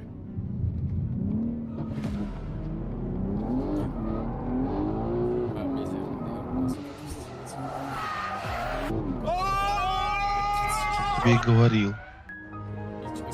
That was a close call for a crash. But luckily this one hasn't been recorded as being in an accident, and because it's not been recorded as being in an accident, on the car vertical check, everything shows up as clear. No outstanding finance, no previous accident, no mileage fraud, and not been recorded as ever being stolen. I can see the full history of the car. But if a car was recorded from the insurance as being in an accident, it's likely not only you'll see the photos of it being... Надо попробовать, я, знаешь, It just snaps this car at the car auction контейнер. place. Он You'll also утащит. see all the history of the car, including number plate changes, every time the Интересно, car's been заработать MOT, больше? every time an ownership's been changed as well. You can check your car vertical out, and I'm going to give you guys a discount code if I nail this drift.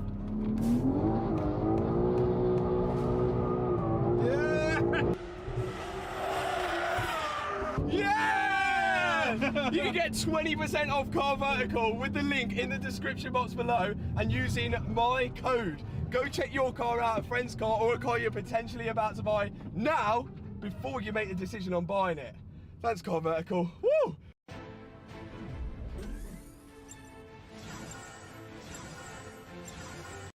Big drift! This is it. The moment we've been waiting for the whole video. The BMW M3 versus the Lamborghini Huracan. It's David versus Goliath. It's Haas versus Red Bull. It's Bugs Bunny versus the Megalodon. I'm ballin', yeah, I'm ballin', been ballin'. Ben driving in his one. We've already lost twice. Looks like it's going to be a hat trick then, doesn't it? That's right. We've already lost to Ben twice here. The Porsche GT3 lost, which was slightly damp, and the McLaren 720S lost as well, even with the ex-Stig driving it. Both of those cars have been rear-wheel drive, but I'm hoping my four-wheel drive, four-door saloon car will have some chance against the Lamborghini this time. I've been up and down whether I think it's going to do well, but after seeing your practice laps, I think it looks a bit heavy. It is heavy, 1.8 ton, which is heavy compared to Ben's 1.6. But he has 640 horsepower compared to my 644 horsepower. Weighty boy, how much do you weigh? 14 stone. 40 stone, so... The Huracan is up first. Perfs, first lap. Let's do this. Are you ready? 3.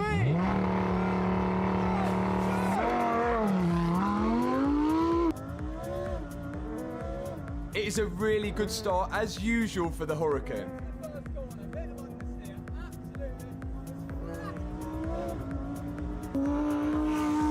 The Huracan handles so well. Ben rarely has to counter steer the car. Only then. Go through one of the slowest corners of the track to the fastest part of the track now. Will the Huracan make up the time here? Coming into the last few corners now. Really technical.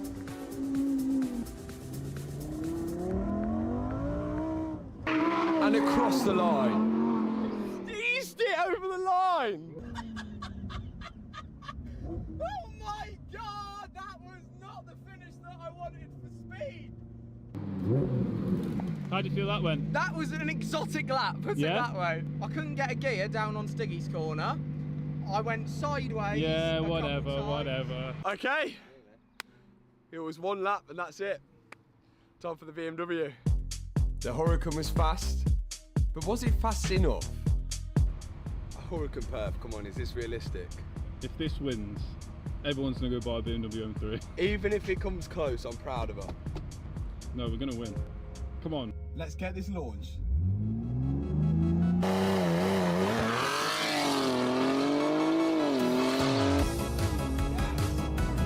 I can feel the X-Drive working instantly. Oh, he's flying. Jesus. If you get beat by a BMW, that is embarrassing. Nah, I won't beat it. Come on, BMW. It's going to carry a lot of speed into the corners. I think it's my only chance. I was trying to keep it as neat as possible. The less steering input I have to put in, the quicker. Coming into the technical area now, where you can really feel the weight of the car. Nice. Spread the weight transfer. Follow it out. Get the power down. Come on. Come on, BMW.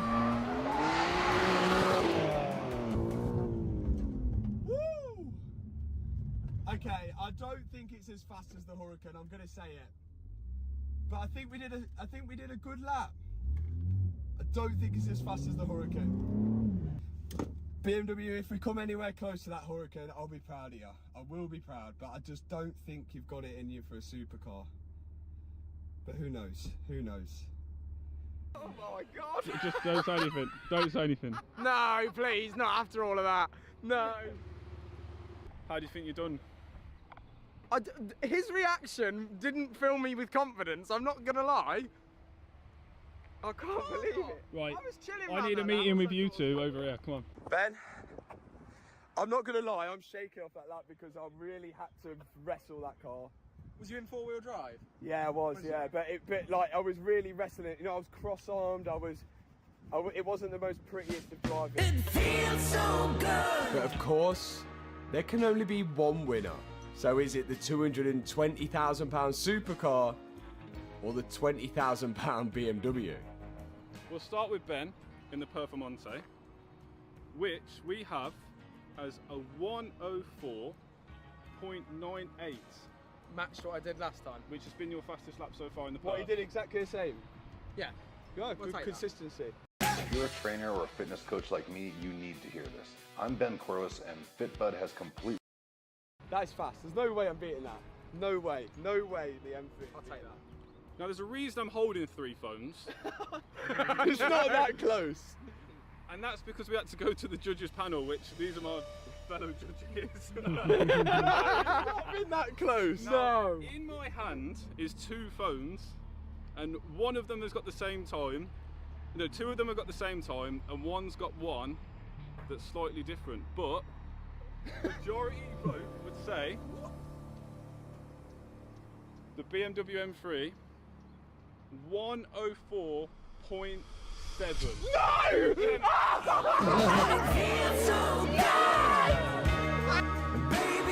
The BMW actually did it. The one car I thought would have the littlest of chances against the Hurricane. I think the 4-wheel drive system really made a difference. Tony's phone, the exact same time as Ben. Me and Steve, 0.002 of a second off. No way. The BMW No has way. beat the I can't Performante. believe it.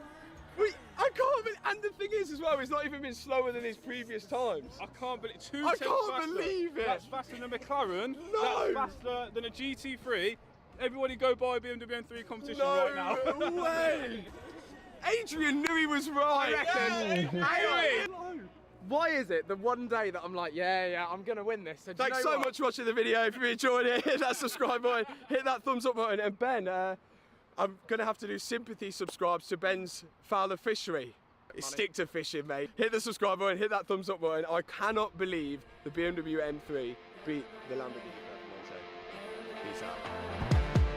I had a window open. I kept missing the ESC. Stop with the excuses. What I'm saying is, all he does is if I just dialed make it in, excuses. I could get a better lap time. I'm not excusing that lap. Can't deny giving me the best time. Usually, today I'm going to be racing my BMW M3 that. This Lamborghini Revuelto used to look like this. £425,000 later, it now looks like this. But ever since I've owned this car, I've never been able to start it. But we're hoping today we'll be able to do it. Okay, so just so we're all on the same level now, this Revuelto has a V12 naturally aspirated engine. Attached to that, there's an electric motor at the back and 2 electric motors at the front of the car. And then there's a huge 300-volt battery which connects that all together. But when this car gets in an accident and the airbags deploy, it sends a crash signal to the computer which is attached to the battery to tell it not to send power to the rest of the car to prevent any fires in an accident. Now the issue is, this car doesn't have a starter motor. It uses the electric motor at the back to turn the engine to start the car. So without power from that battery, we can't start the engine. It's completely dead. Why won't you go? Still can't do it. So despite us changing all the airbags and rebuilding the entire car, no one has been able to reverse this crash shut-off data which is on the computer for the battery. And it appears that Lamborghini themselves haven't even developed the software to enable that crash data to be reversed yet. Technically, Lamborghini's fix for this right now is to buy a whole new battery which comes with that battery junction box at the front of the car. That's their fix. That's £35,000, and even then, there's no guarantee that that is actually going to work. But we're hoping we can do it without it. First off, there is so many enemies on the left, but I need more troops to take them out. Let's turn this -8 into +4. Okay, this should definitely help me. because it's hybrid, and that's our issue, and because we're about to start messing with the hybrid battery, we're going to isolate it by plugging out this. So when we unplug that, now that should stop the hybrid battery from electrocuting us. We hope. Okay, this is the full hybrid battery. Lamborghini want us to replace this full hybrid battery, but we know the battery's fine. There's been no damage to the battery in the accident. There's literally been no damage. The damage only went as far as about here on the front subframe. So the battery's fine. The issue is the ECU, the computer which controls the battery, that's been shut off, stopping the power going from the battery to the rest of the car, and that's the reason why we can't start the car. Let's get to the source of the issue and we're going to see what we can do about it. Now the simple solution would be just to replace this junction box at the front of the battery which controls the computer for that battery, which has the crash data stored on it. But that's not a possible solution because Lamborghini won't sell this junction box separately. But we've got a plan. We just need to remove this junction box again so we can access that computer. Here we go. Again. And here it is. Loads of electronics on it. But the main thing is that computer there. That is what's got the crash data stored on it. Inside here it's saying, no, it's not safe to start. And when we plug into the actual OBD reader in the car underneath the dashboard, we can't actually cancel the crash data off it through the OBD because it's like a security block. It don't let you do it. Now we hope we've got a nerd that's going to come down and instead of trying to talk to this through the car, he's going to speak to this directly. Here is our nerd. Well, he's not really a nerd. He's part of the airbag team, but he's pretty good at his job. He's come down to the unit to try and help. And the first thing he's told us is open up this ECU and we're going to see if there's any familiar chips that are inside it that he recognises. That one right there. Is that good? Infineon TC275. It's the same as the BMW iX3s, i3s, i4s. Is that good? Potentially, yeah. I'll be able to read it anyway. How are you going to read that? I'll obviously have to take it. Yeah. And work out a pin out for it and then... Let's hope, yeah. How long do you reckon that'll take? I don't know. Okay. I'll be able to obviously... See you tomorrow.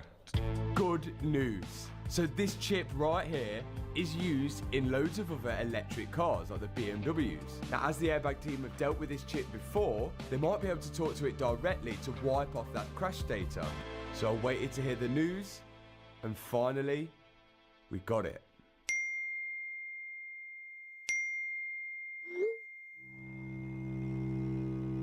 Yeah, fuck Lamborghini. So we're stuck. This thing is locked. Nobody can get in it. Not even Lamborghini themselves can get in it. So they've basically made a disposable battery management system. So as soon as it goes into the crash mode, you can't get it out of it unless they develop the software to get it out. And we don't know when that's going to be. The longer I wait, the more the value of that goes down. So we've had to give in. We've been left with no choice here. We've tried absolutely everything. And now it was either have a Lamborghini ornament or take the risk on buying a new battery. Да, порой проще пешком бежать. £35,000. Порой, говорю, проще пешком бежать. One of the worst scams ever. I've tried to explain to Lamborghini, we don't need the battery. The battery hasn't had any form of accident. All we need is that battery management system, which they won't sell separately. So we've ended up with the battery, which includes that battery management system. But now we've got to make the decision on whether we just fit the battery management system to our old battery, because I have no idea how to fit this battery or what this battery is going to look like, and then get this battery management system working with our old battery to prove Lamborghini that you don't need a new battery when this car crashes. Or do we just fit the whole thing? Because I paid for the whole thing. Да, я тоже. I'm going to make that Давайте. decision once I open this box and see what it kind of looks like and ночи. how we've got to fit it. I guarantee I was the first person ever to buy one of these. The thing is, Lamborghini have told us this might not even be a guaranteed fix. Here we go. Just like everything else electric on the car, it's got to be coded to the car.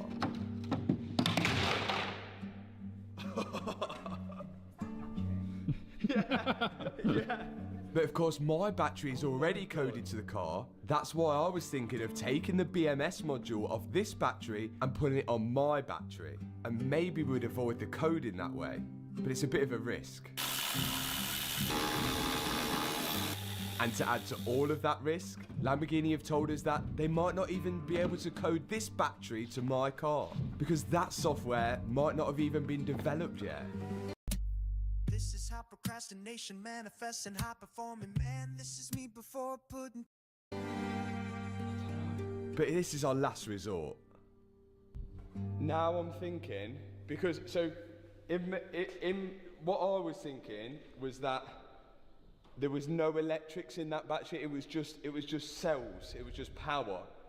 But Lamborghini have said that possibly that control module is coded to that battery, and that might be the reason why they don't sell that BMS separately. And I wasn't expecting the battery to come up like this. I didn't think that's how it works. So that those electric, there must be some sort of electrics in here, because the white plug in that thing goes into something in here. I think we change it. I think we're going to change it and try it. But it's all these. I don't remember any of these. You know, all these hoses, and we've filled all the coolant stuff up, haven't we?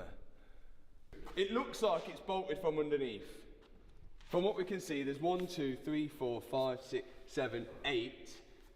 So there's 16 bolts holding this battery in, and then one big electrical plug at the back going to the back motor, and one big electrical plug at the front going to the front motor. That is it. Technically, this shouldn't be on. Okay, I'm gonna try and change the full battery over. Let's see how this goes. Okay, yeah, there is electrics inside the battery, because that little white plug there, like these are just power lines, and that white one is some kind of communication. So, okay, I'm down for changing the whole battery. We just got to figure out how we do this. This is literally only specially trained high voltage technicians can do this. So, like at first, I thought you couldn't unbolt anything under here, but it must be under these. They're like little grommet things. Look, They must come out or something. I don't understand them. I think we've got to do it. I want to see if it starts after this, without any coding from Lamborghini. First step is to try and remove these little grommets so we can access, hopefully, the bolts underneath them. There we go. There's the bolt. Okay, so they're triple X.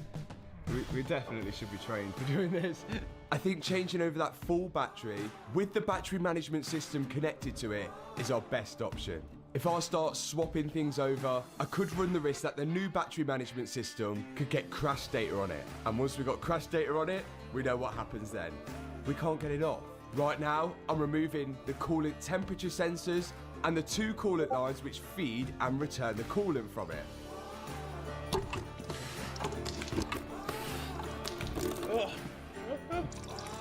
These components out. Once we drain the coolant out of it, it's on to the next step. Next off, the rear tray, so we can access the plug at the back of the battery. Now, as I mentioned at the start of the video, there's an electric motor at the back and 2 electric motors at the front, which means there's an electric plug at the back of the battery and an electric plug at the front. We've got to remove both of them. And they're on with these safety latches, which I'm removing now. Yes. Don't put your fingers on that. Battery, fuel tank. Fuck, pretty close to it, isn't it? I covered over the terminals with a little bit of tape, just for safety. And then I can remove the ground wire from the battery. This seems pretty self-explanatory. Okay, ground wire off. It looks like now it's just about ready to come down. Righto, here goes nothing. We're going to try and lower it. And we're going to get it onto this Beta Tools box. This is not how they do it at factory. Do you think Lamborghini are going to see this video? Yeah, because they probably ain't done this themselves. Like, the only person to put a Revolto battery in is going to be the person or machine that put it in from the factory. No one else is going to put one in. No way. Lamborghini were even reluctant to sell a battery of this size to a member of the public, especially knowing they're going to attempt to fit it themselves. So we got fairly lucky there, but realistically, who's going to say no to selling a £35,000 battery? We just got to hope this solution works. The final couple bolts now are holding it in, and then all the weight should be resting onto this toolbox then. I've then got to make sure it's all clear, and Matt's going to lift up the ramp, and hopefully it'll leave the battery in place, sitting on top of that toolbox. And it looks like we've successfully done it. Yeah. The battery's out. We got a battery out. Wow. We've just made the Revolto lighter. The battery is out. We did it.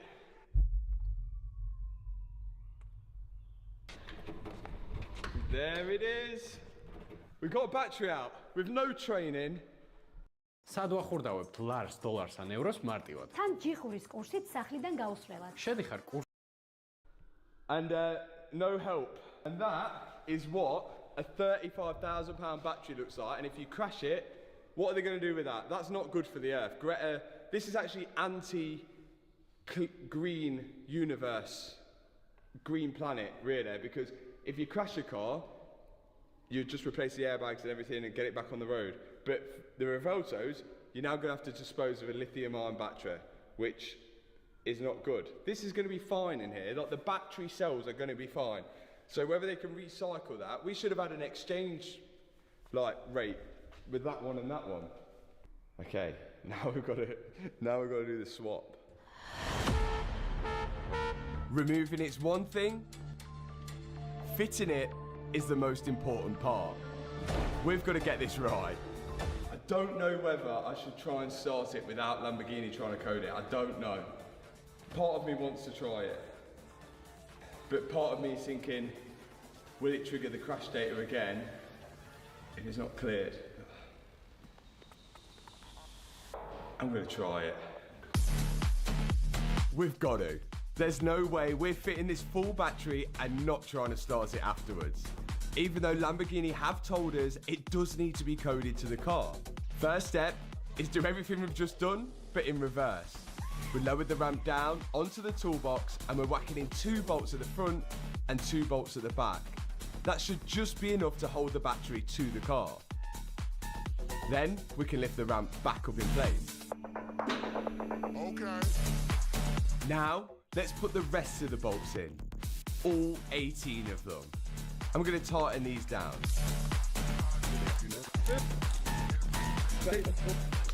Once they're all tightened in, we can then reinstall the grommets, pushing them into place. Not forgetting to put on the ground strap. Tighten that onto the battery. Then the big plug at the back, lock that down into place. And then we're onto the front. That one done, now the front one.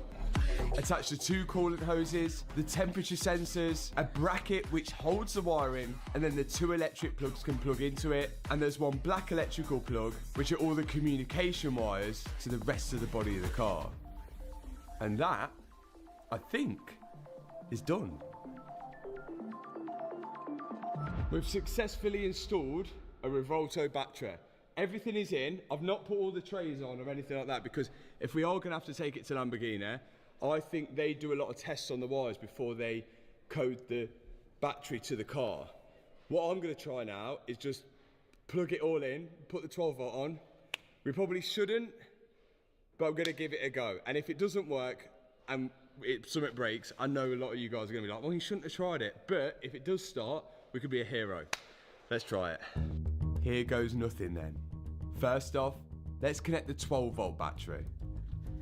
Okay, battery on. I'm then going to go and top up the coolant for the battery system. This is in a separate reservoir at the back. I don't want to risk anything. If the car does start, I don't want that new battery to overheat. Now we're nearly ready to go. If there's a time to subscribe, then it's now. We can reactivate the hybrid by pushing in this clip. And let's do it. Are you going to do the honours? I'm going to do the honours because he's too scared to sit in and press the button, just in case it works and the airbags go off. To be honest, so I've pulled the short straw. Yeah, I'm comfortable here, to be honest. So Liam's going to be the guy to do it. Let's hope this all works. Still got drive system fault. See, look, we've got loads of fuel, but now our battery is on the minimum. And look, it says it doesn't know how many miles with it. So that says to me that hasn't got communication with the battery at the minute because it doesn't know how many miles it's got on there. We've had that before when we put the ignition on and we had the battery, the hybrid unplugged. So I don't think it's talking to it, but it's worth a try. Or, right. currently it says at 25%, so it's read that, but is it the fact that it hasn't got enough charge to then read a mileage? Maybe. It's all an unknown at the minute. The most we could do is just try. Here we go. Yeah. And put your foot on the brake. Come on. Yeah, please. Go.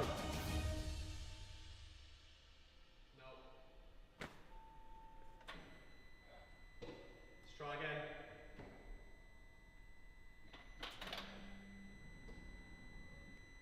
Go. Nothing. Okay. Next thing we could try is clear all the faults with my auto. And then try it. That's worth a try. So that's the plan. Liam's going to plug in the diagnostic tool and I was going to read all the codes, and because we've disconnected the battery, we might have a lot of them. So it's worth clearing them before we try again. Right, loads of faults, but the battery's been disconnected, so I'm just going to clear faults.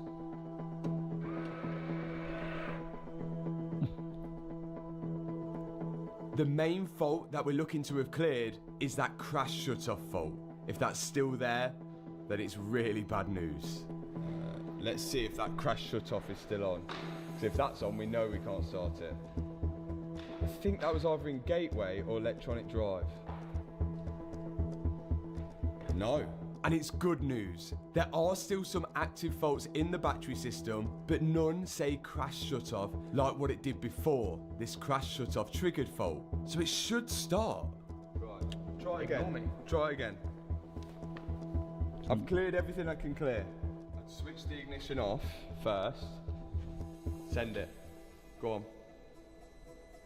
With this AI tool, turn your idea into a finished storybook with character consistency in one click. Foot on the brake and come on.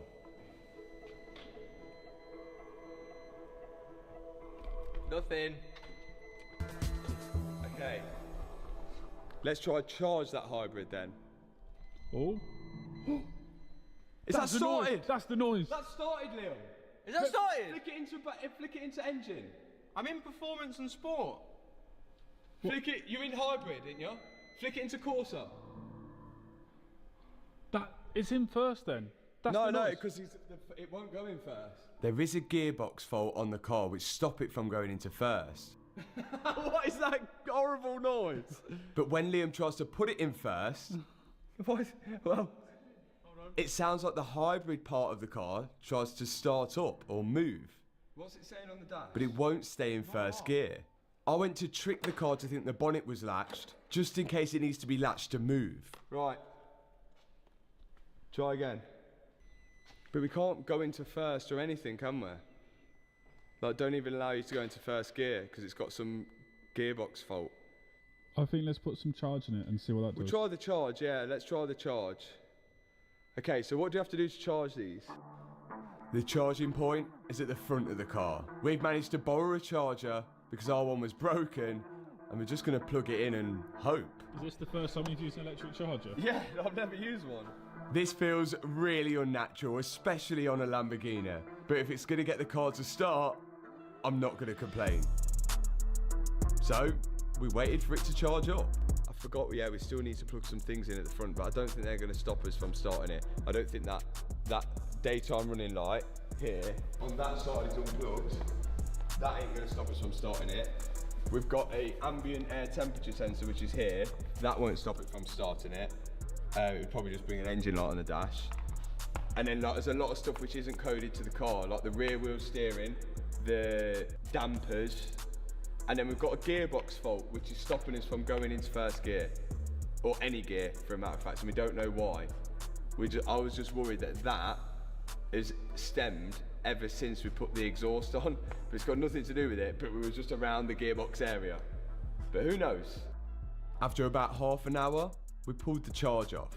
50%. green. Oh, it's saying it's got miles now. Yeah, look. 2 miles. Oh, it's gonna go. Come on, Liam. Stop. Straight up. Go straight in with it. Straight up.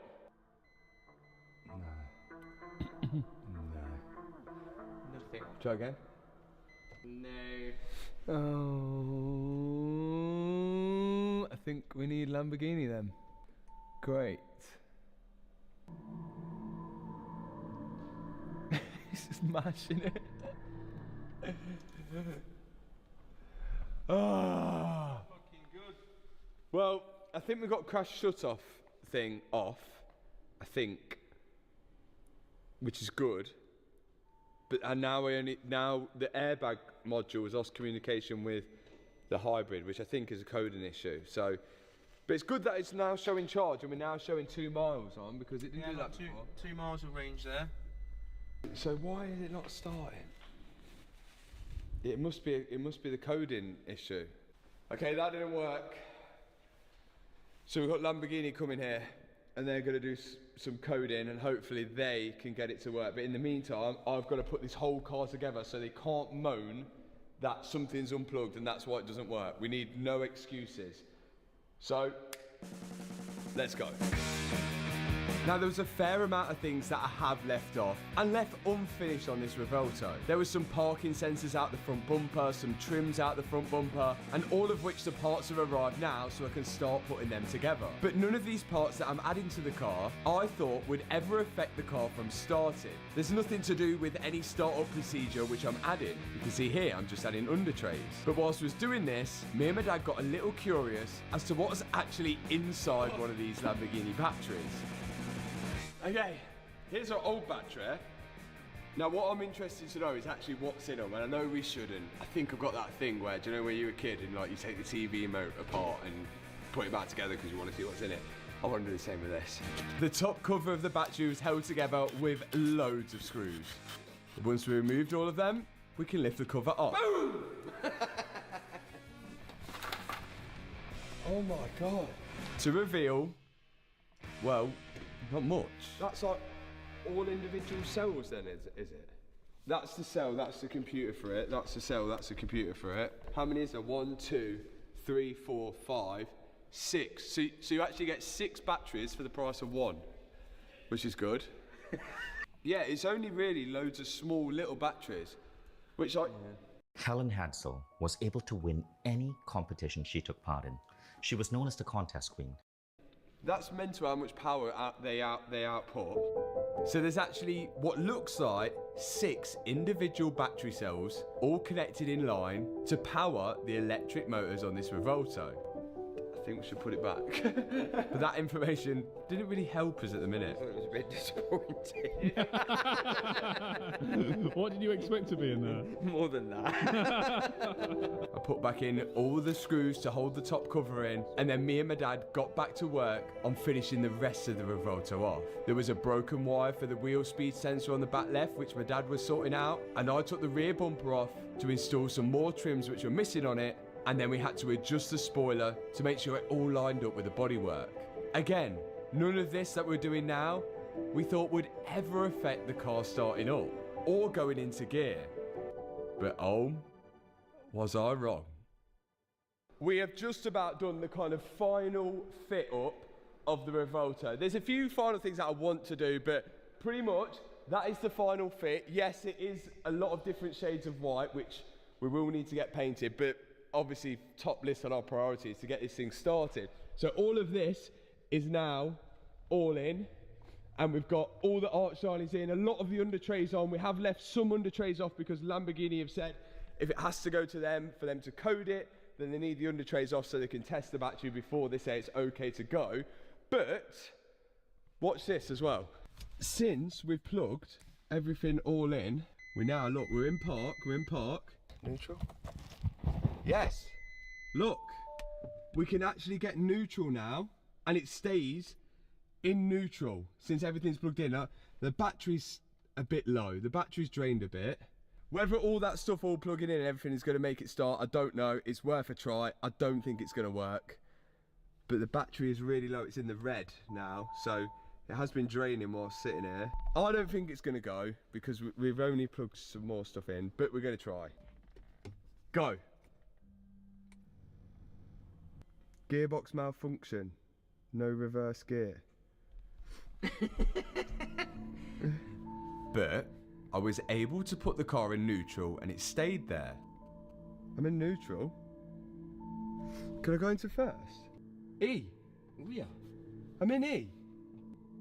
Creeping not available. I'm in E. It's working. Yeah, I might be able to drive. I might be able to drive. I'm back in neutral. It's draining the battery, that was running. Well, not the engine, but the nose lift has gone up, so I get the ramp out. This might work. If it drives forward, it's working. But that sounded like it was on, didn't it? Not the engine. I thought it was a radio, come on. Do you know, like, even if it just drives around in electric? We haven't put all this in yet because, again, apparently they might need to get to all of that, so we have left all this out. I'm gonna give it a bit of charge because it's on naught. So plugging everything on seems to have fixed the gearbox fault to an extent. It still says we have no reverse gear, and the reverse gear is done purely by the electric motor. So there still is some kind of fault in there. But does it need to, do you know sometimes these you need to roll it and then it bump starts it? Do you know, it almost bump starts it. So we left the car on charge in hopes with the next time that we start it, we'll be able to put it in first gear, roll it forward, which might actually bump start the V12. Oh, we're well in the white here. The battery seems charged enough. Start button. Let's do it. I'm in E.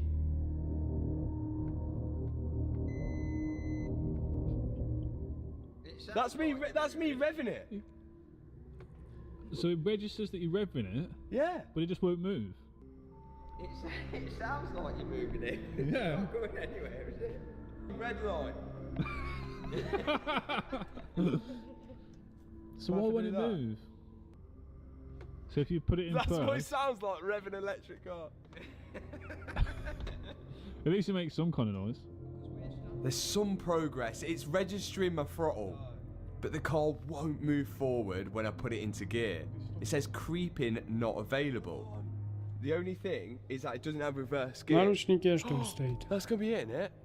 Reverse gear is the front motors, and when it pulls along on electric mode, the front motors ain't working. So the front motor's not working properly.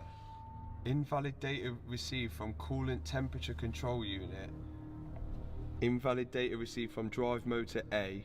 Invalid data received from drive motor B. Invalid data received from drive motor C. Well, at least we've got drive motor D. He's got one. I think there's only 3 in there. Oh, we've had it then. Perhaps that's the reason why we're not moving forward.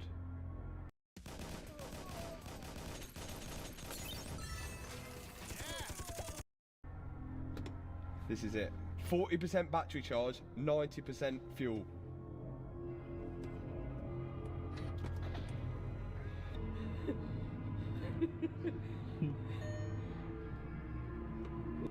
Well, looks like it's down to Lamborghini. At least we can rev it. Get out and let Tony rev your car. It sounds sick from out here. Oh yeah, let's rev it. Yeah. Whoa! What? It's moved! What did you do? What did you press? What did you do? It went forward. Handbrake's on, the handbrake's on. Take the handbrake off, take the handbrake off. Я же сказал ручник, блядь. Go again. Дебили нахуй. The car actually lunged forward. Turn it off and do it again. It's like it moved before it did the checks. Go. But no matter what we did, we could not get it to move again. Why did it move? It definitely moved, didn't it? It definitely moved. What? When we could not replicate whatever my dad did to get that car to lunge forward, no matter how many times we tried. Until... Oh! The handbrake was on! The handbrake was on! The handbrake was on last time when I did it. Yeah, but what did I do then? I did something... Stupid electric Lamborghinis.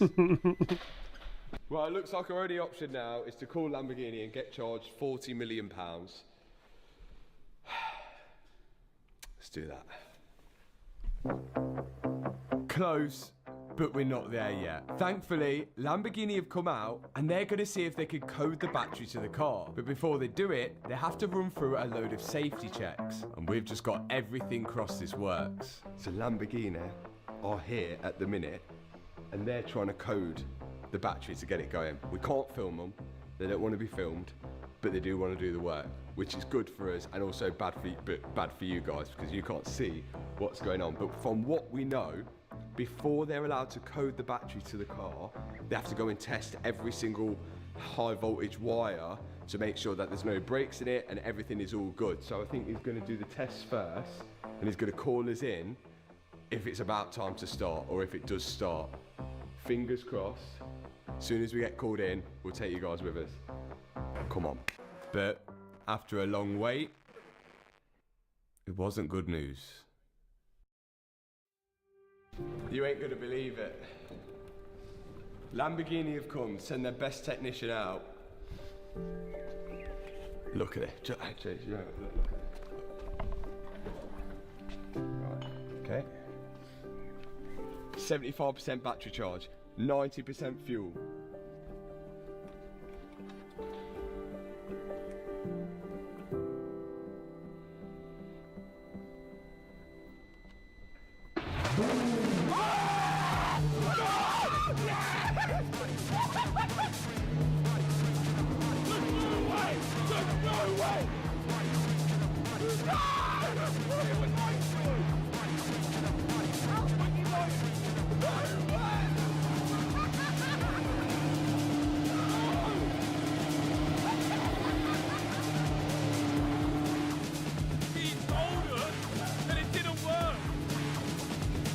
He told us it didn't work.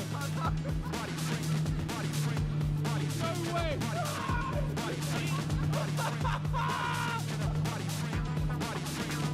So the Lamborghini tech told us that the coding didn't work.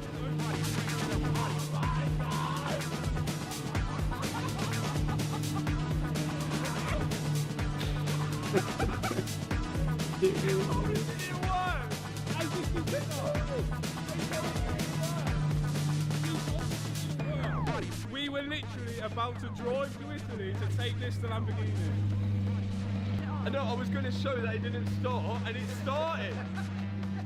There's no way. No way. Can't believe it works. Does it rev?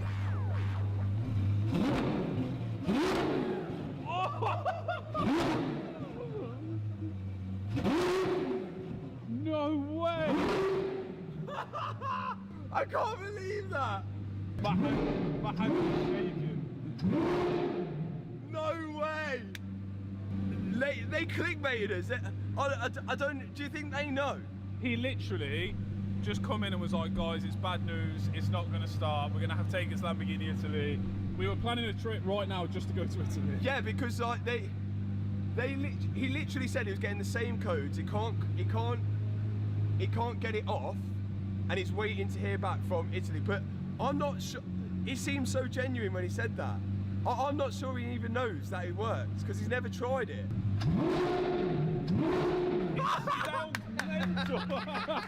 The car started. This is my 7th year in the Starfleet, but every time I press the button of the warp engine. But the big question now is, would it actually drive? Don't move. It doesn't move. It won't move. No. Creeping not available, the same thing. It doesn't go into first and it don't move. That's so strange. Yeah, it's like the electric motors aren't working. We need to solve the next issue. We're slowly progressing, aren't we? We're slowly getting there. Whether it needs going Italy for the next step, I don't know. I think we need a drink. This is the best thing to have right now. I could not consume any food right now, but as it's lunchtime, a Y food is the best thing to have as a meal replacement drink because it's got all the vitamins and minerals it needs. And this one is a Matt Armstrong one, and it's even got Kevin on there. We're gonna have a huge moment now on turning it off and see if it turns back on. Before we do that, I need to take a sip of this. Oh my God. I'm shaking. I'm shaking that turned on. Off it goes. So this is a meal replacement drink. It replaces one of your meals throughout the day, if you have it for breakfast, dinner, lunchtime, whatever it may be. People like me are constantly on the go, or if you say you're a builder and you're working away from home and you don't want to grab any fast food at lunchtime, it's a perfect meal replacement drink. That's a perfect thing for it. And on top of that, there's loads of different flavours to choose from. My favourite one is Happy Banana, hence why we got the Matt Armstrong edition in Happy Banana, but there's only limited numbers of these. Has this given us the power to restart it? I think it's going to go. You think it'll go again? All my faith has been restored in this car. If it does, everyone gets a discount code for one of these. Here we go.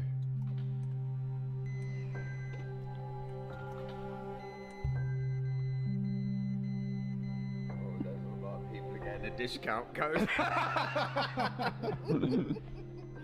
Come on, Roberto. It's not going. Go on. Put It's it. not. It's no, not no, going, go on. I swear.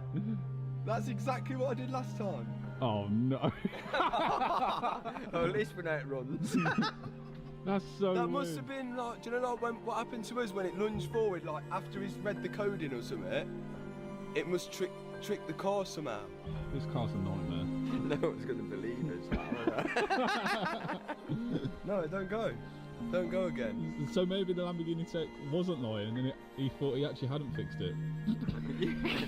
you could still have discount code for Y food. And remember, this Y food has 26 vitamins and minerals in it. It's high in fibre, high in protein, lactose free, it's gluten free, and there's no added sugar. You get 20% off one of these. Discount code on the screen right now. Maybe after I've done that, after I've just said that, it's gonna go again now. And if it does, no one's gonna believe me. Right, open the door, close the door. Just start it straight the way and trick it. That's what we did last time, wasn't it? All I did is do that and then wait. It says ready. Unbelievable.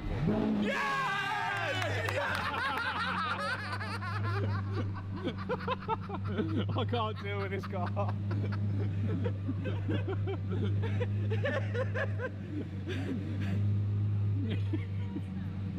What are we gonna do with this car?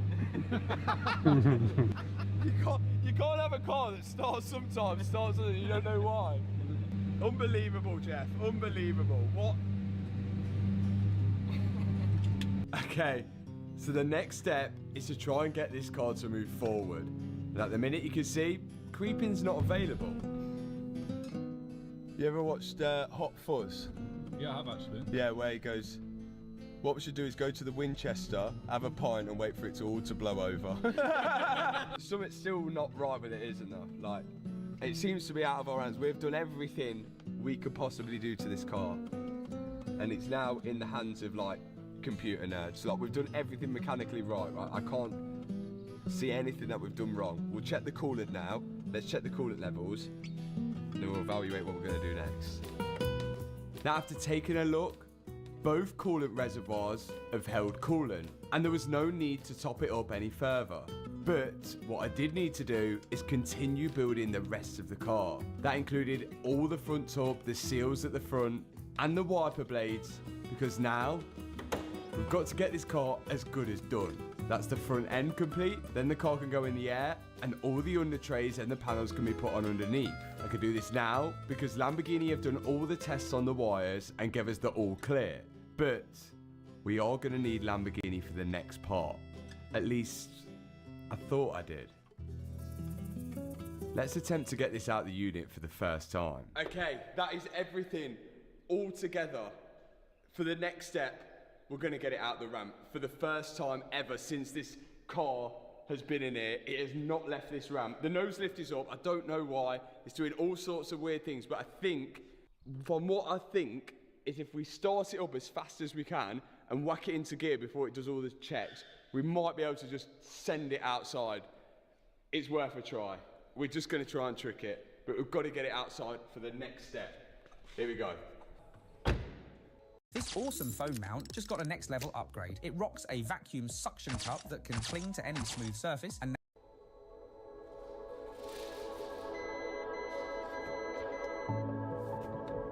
Oh! Handbrake.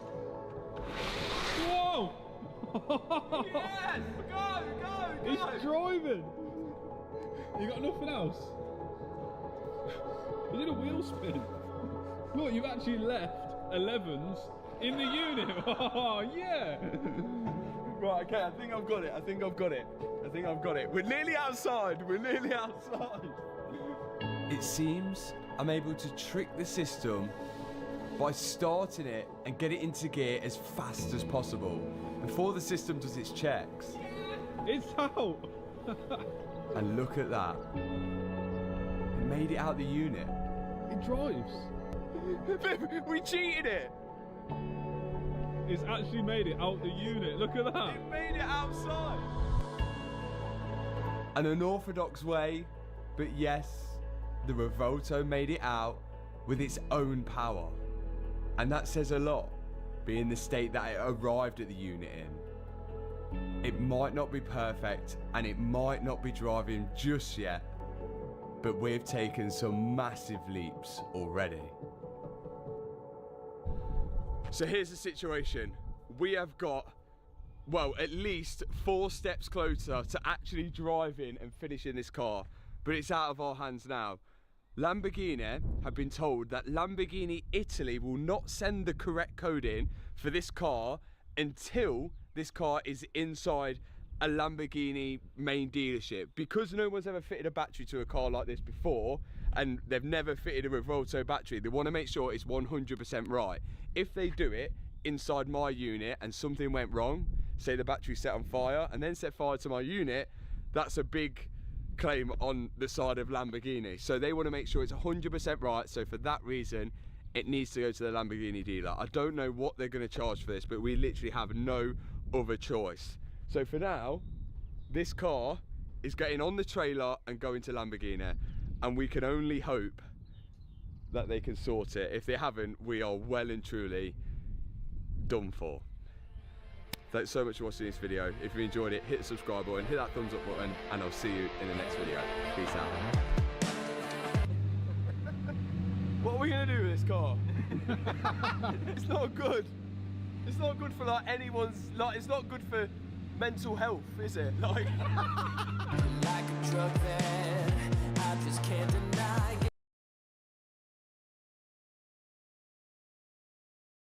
We're back on the second channel, and it is Lamborghini day today, not Porsche day, although that does look really sick this morning. It is Lamborghini day. We've got to finally finish and fix the Urus, which has electrical issues, which are all linked to the battery, and battery issues, which are all linked to the electrical issues. So we're going to fix that first, and then we're going to be racing my Lamborghini versus 2 other Lamborghinis, which was the plan for the main channel video, but it didn't quite go to plan with the weather in Portugal. But first off, let's solve the issue with this. Battery's here. We have got a new one from Eurospares, but if Dips can revive ours, that's good news because we can sell one or the other. Let's put this on and actually see if it works now. Here it is. £1,500 is an absolute joke of a price for a battery. We're hoping ours can be revived, but let's see. Let's go fit this. Do you have to get these coded to the car? That's what I think. I think I've got to do a battery learn with the auto. We're learning. We're learning. Did you learn anything? All I'm learning is that you have to buy 1500, 1500. We're hoping ours can be an absolute joke. Here it is. £1,500 is an absolute joke.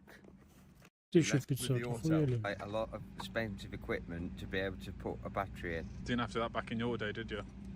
Nope. Do you know how much Lamborghini charge to fit a battery as well? The fact that it has to be coded, I'm guessing 250 quid. No, it's close to £1,000. What? Yeah, that's what I've heard online anyway. Said they charge you close to £1,000 to fit a battery because, one, the labour of doing all this, because this is really hard work to be fair, and then 2, your coding of the battery using the special Lamborghini system, and then 3, the coffee that you drink whilst it's being done. This goes in first because you can't get to it if you put that in. Does that go over? Whoa, she's alive! Eurus. So how can we ask to learn? Because it's all working. Because I think it will have a pansy when I turn it on. Pansy. Put the cap on. Do you know what I like to do is commit to it. So do you know, if I show commitment, like, you know, at the minute that's half commitment, this will be full commitment. Look at that. This AI turns your ideas into complete, ready-to-sell digital products in bulk. Commitment. Okay, are we gonna have a battery light? That's right. Air suspension service mode. No battery light so far. No forward steer and no suspension. We've got all the same faults, so let's get the auto and clear them and see if those go. If this don't work, we may have to go back to our Vagman. There's a lot of faults still. Yeah, it's still got a lot of faults, like yeah, lane change assist, which I'm sure we said he coded that, but I don't know, he might not have. Should we take it to the Vagman? I think it needs to go to the Vagman, but first we can fit that suspension arm. Guess what we're doing today, Toby? What's that? A bent arm. Your arm's bent, isn't it? Look, a new part. It's a famra da Italiano. Look at that. What is that? That looks a bit bent actually, but it isn't. And also a new bolt. Oh. Matt reckons I've got to cut this to get that one out, but we'll see. Let's do it then. This bolt goes that way, and there's a heat shield in the way.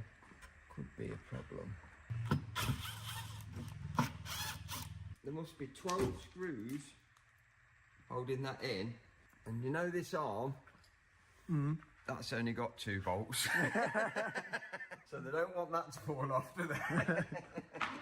This shield is going to be in the way, so I think we've got to lower it here, lower it down here to get his shield out. It shocked me that Matt's put that back on.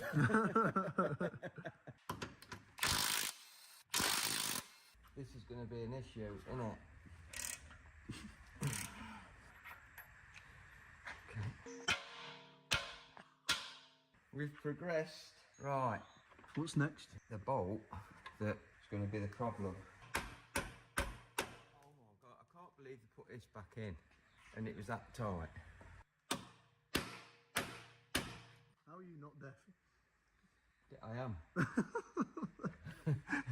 If we can get this out of here, then it would take some of the strain off it. The reason why this won't come out is because it's bent. Yes. Yes! That's the one. The bolt still won't come out. That is definitely bent. So I think we'll cut it. Look like you're playing Call of Duty. 2 hours later. Is that actually doing anything? I don't think so. Oh, it's light. Really good eye protection there. This is why we're going to go town.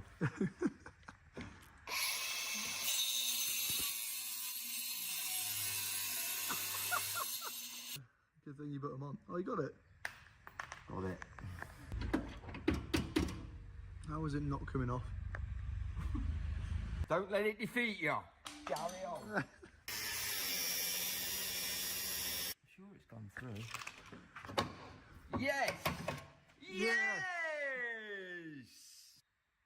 Bit of a mess. Good job it's not going back. Massively bent now, look at that. Yeah, it's bad, isn't it? Look how much that's bent. No wonder Hannah's had to have the wheels done because it keeps steering her into the curve. This is going to be the big problem, putting that bolt back through the right way, or we just put it through the other way, but then that's not OEM then, is it? You've got to do it how Lamborghini would do it.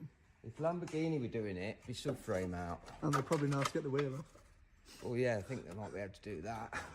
Makes them one better than me. No, it's not the fact I don't know how to get the wheel off. It's just the fact that I don't want to damage the wheel taking it off. Because you get incident points now. Did you know that? Incident points? Oh, is that what we started with? We get incident points. You've already got 10.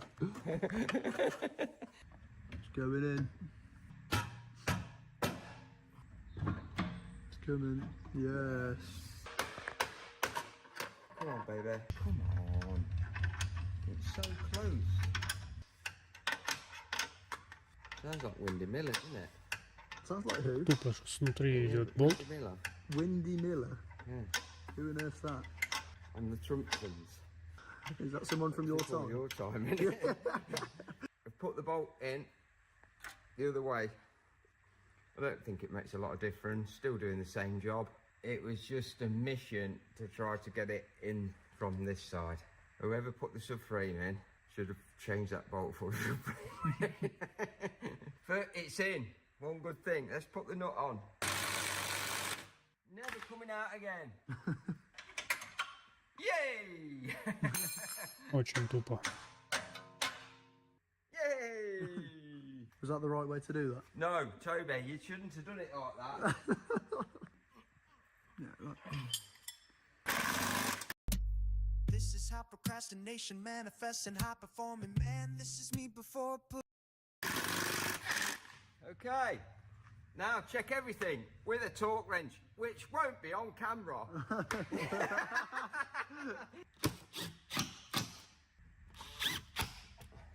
I'm so happy now because the car's ready for Hannah to drive and I'm not going to get in trouble for it not being ready. Another happy customer. Well, happy at the minute, you ain't got his feet in it, have I? We are back at VAGCode in Leicester. The new battery has been installed, so fingers crossed we have no more issues. Finally, the Urus is fully done. Go and have a look at this. What? Have you got your phone? Yeah, why? Yeah, okay. Bring it in then. First thing, start the car.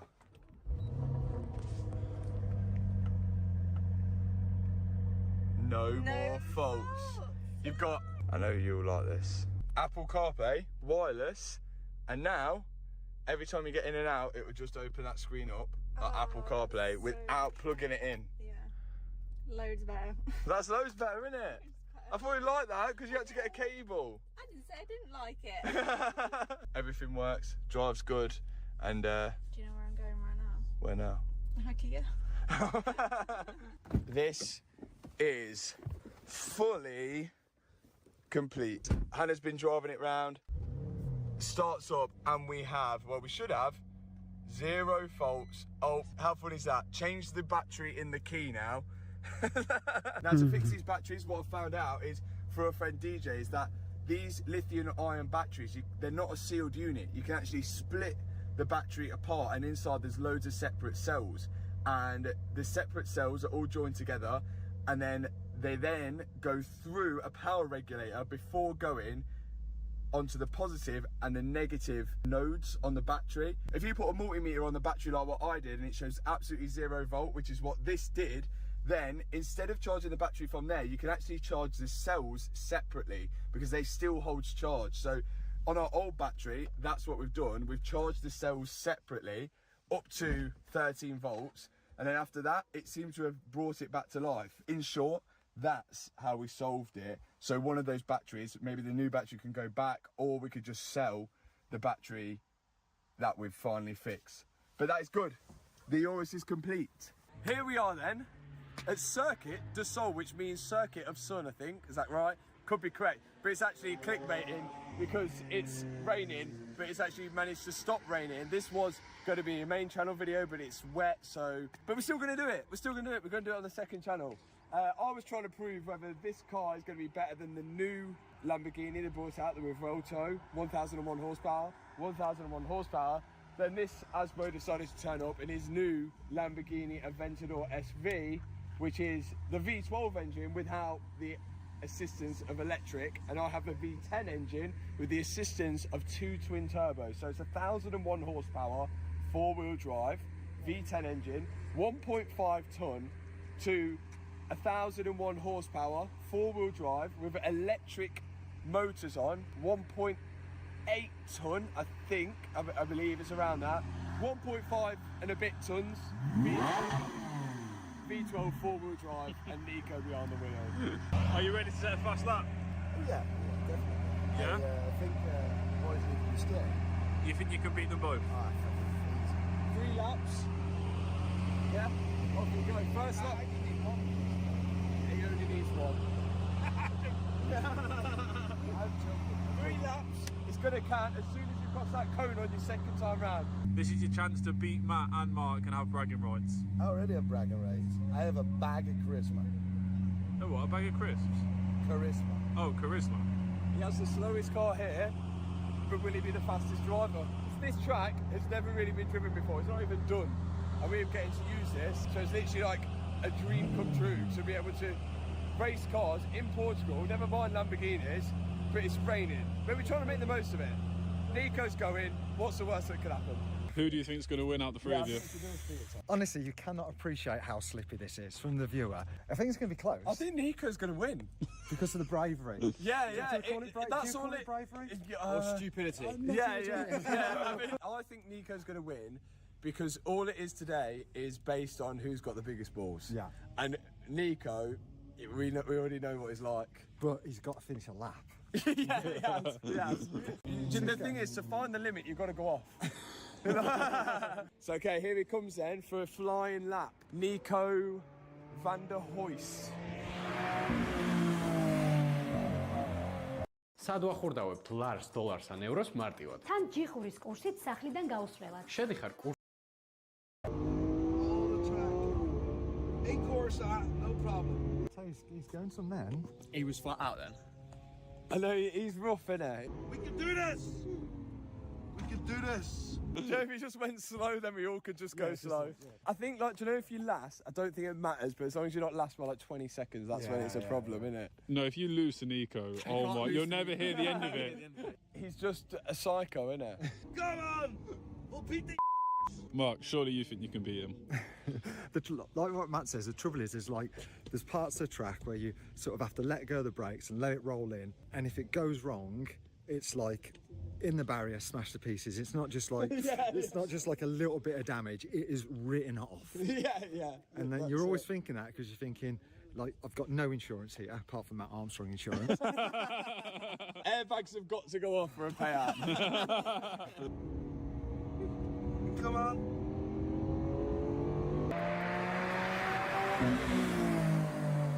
159, we don't know if that's good or bad. 159.3. A sub 2. Yeah, sub 2 Sub seconds. 2. Could be good, could be bad. We don't know, it's very wet. He's definitely trying. He is trying. Let's see if he can improve on that. He's got 2 more laps in him. Oh, this is so scary, this one. Come on! That's 114! You! You, Mike, that was 114! Oh, this one's going to be quicker, I think.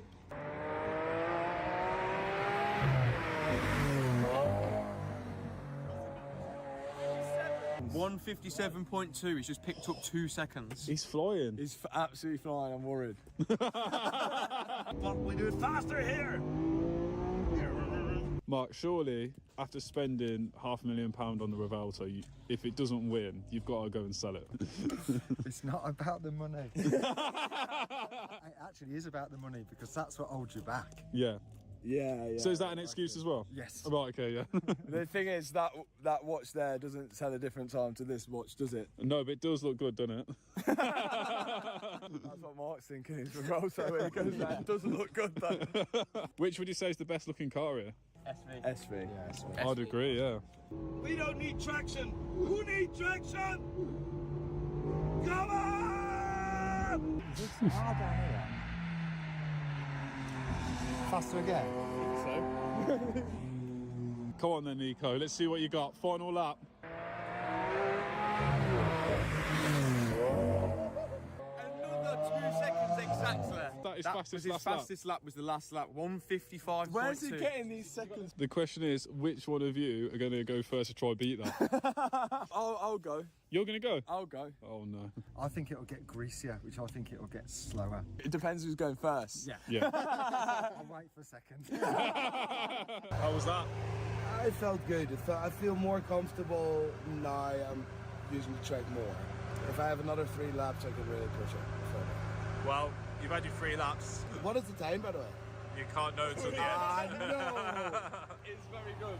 That was brilliant. It's the 12-year-old Lamborghini out next. Ease my way in here. I'm gonna pretend I'm not doing it for times, and I'm just doing it because I want to enjoy my car.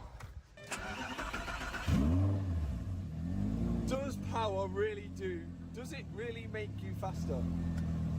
We'll find out. Let's see if he survives. Never mind, says the fastest lap. Question. Yeah. How many laps until he bins it? I think 1. 1. Because no, second lap, because then he feels the confidence. Second lap. What do you think? 0. Are you sure? I wanted to say 0 too. I love you, Matt. If you crash here, you're in severe trouble, not just the car. There's going to be a massive gap in British YouTubing now. That's it. Not British. He's internationally known. He has a Spanish channel as well, yeah? Oh, aquí. Dos cervezas, por favor. I think Mark will win because Mark is just Mark. There's no pressure, mate. It's like Goliath. What is the story again? David and Goliath. David and Goliath. Are you David? Definitely not Goliath, anyway.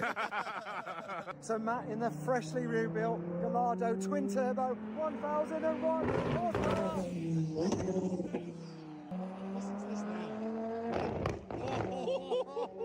He wins on noise.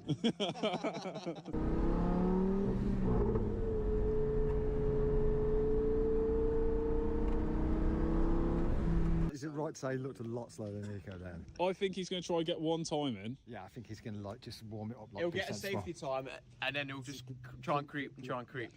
Სადაც კომფორტია, იქ ბედნიერება. ამისთვის ბეკოს კონდიციონერით საკმარისია. შეიძინე. This is the thing, Matt will try and use his head, whereas Nico doesn't do No, that. Nico just goes foot to the floor. Nico just uses his right foot.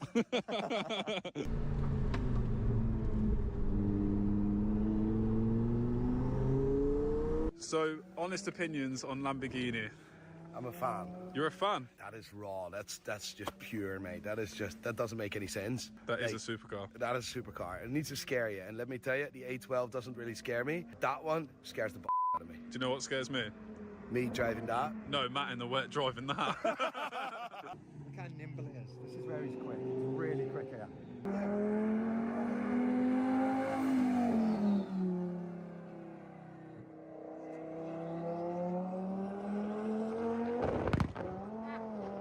You don't need the turbos now.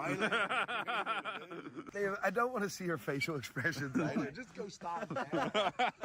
So Liam's the only person that knows the time. Yeah, and he's and I'm like, go away. You might be running around this track. Oh! Here he comes to finish his second lap. Liam, stop smiling after every lap. I just don't want to lose for once. I just don't want to be the worst. You got to drive faster then. Yeah, no, hey, Sherlock. Come on. I think you were faster. Not a hope in hell I was faster. Honestly, you were so quick down here. I love you, Mark. You're so nice, and that's why you're the nicest guy on the planet. It's so kind of you to say, but not a hope in hell.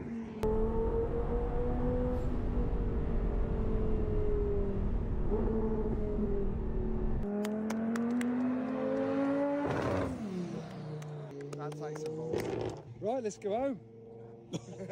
Why are you worried? Because there's a lot of pressure, isn't there? There's no pressure. There is. You beat us both in reverse.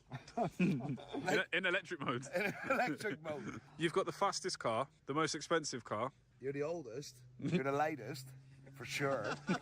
Most experience. Yeah, you've also got the most titles, yeah.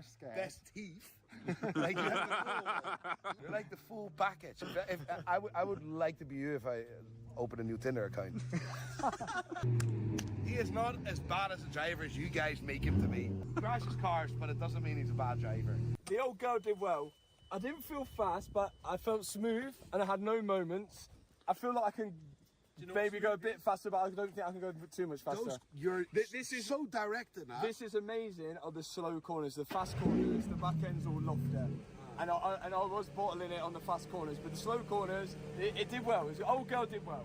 I'm going to say that was neat. Yours looked crazy. It's down to Mark. Let's see what he can do. I think you're going to be the fastest. No, I think you're going to be the fastest. I think you are. Honestly, no. Like, nice guy, and at the end of the video, last again.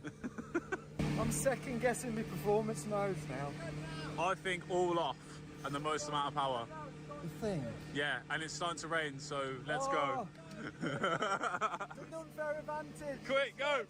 Go, go, go, go, go! He chose to go last. I rolled the dice. It's like qualifying in F1. You can go out and the weather could turn bad or worse. He just said, I'm not sure on the modes. I said, everything off and all the power. Does he know what my time?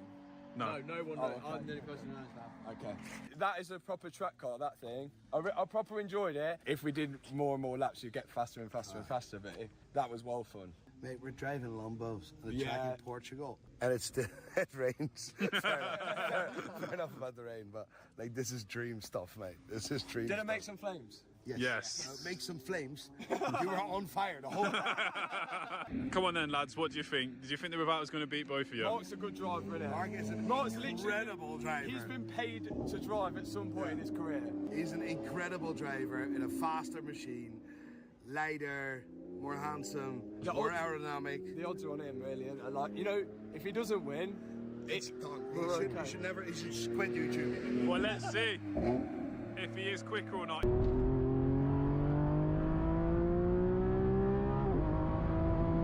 Oh, he's very fast there.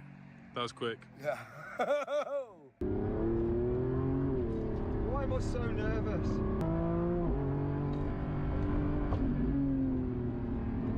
He's rapid. Mate, if I could be like him, that would be good. When you grow up, you want to be like him? When I grow up, I want to be like him.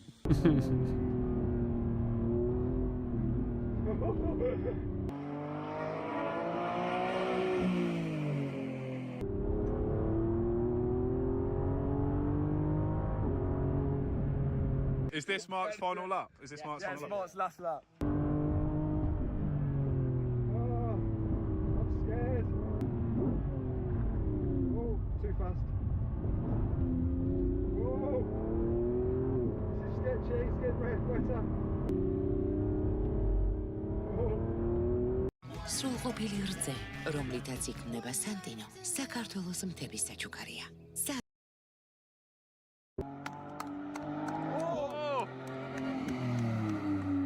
Does he have what it takes? He has everything. He has it all. If he would be a rated FIFA player, it would be 99. Yeah. Well, we'll find out. We'll find out. Imagine if you beat a 99 player. Yeah, and then I woke up. Shaking so. I forgot where the track went. Do you think he gave it all? No, because I kept on. Do you know, I was thinking, where am I? And then I was like, oh, too hard. Then I had a few moments as well. Could you tell? A little bit slippy, yeah. That's what I'm worried about. I didn't have any moments, so I'm worried that I won't go fast enough to have any moments. He improved on every lap. Yeah, you that's all good. improved on We every did lap. well then. We did well. Well, I think it's time for the podium ceremony then. Right, okay.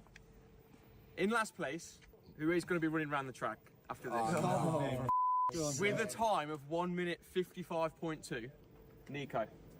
Listen, at least I beat 2 minutes.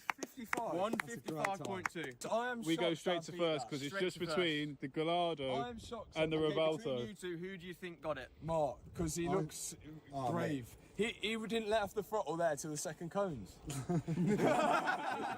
So in first place, with a 1 minute 50.6, Mark is... What was Matt's time? What was Matt's time? What was my time? You done a 152.4. 2 seconds 2 off. seconds off. So it was a fairly big gap, but And between that, I was 3 seconds. I wasn't too embarrassing. yeah. So it was fairly close. At the end of the day, is a faster car quicker? We're going to say yes on this occasion, I think. Mark's car's 1,001 horsepower. It's built to be 1,001 horsepower. Mine's not, but then it did make it a little bit quicker than this. Can he beat that time though with this car? Ooh, do you reckon you can beat your There you time go. in the SV? I've not seen what I've just been through. Yeah, do you know what? We need to see that. Yeah. What We need time to can you see. do in the SV? I assure the comment section is send the fastest driver out now, which was Mark in the Revolto, in the slowest car, and see would that beat the Garda. What happens if I crash it? It's not my You've got an fault. SVJ to give it him. I've got insurance. Remember, airbag goes off, I'll buy it. What happens if the airbag? Hit the dash afterwards. Just build into it. Build into it. Do another 3 laps in it. Yeah. Come on, Mark. So the Revuelto is the fastest car. Lamborghini did a great job.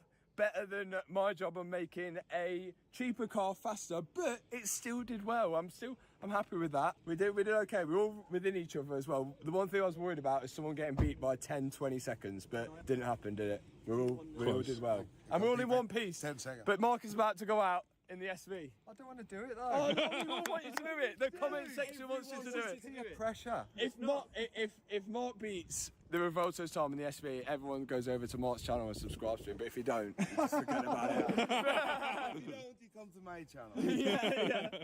See what I did there? That's what he did there, yeah. Jesus, what am I doing? Look, man. I know, look, it's shaking like crazy. Come on, Mark, you can do it. Okay. You can do it, Mark.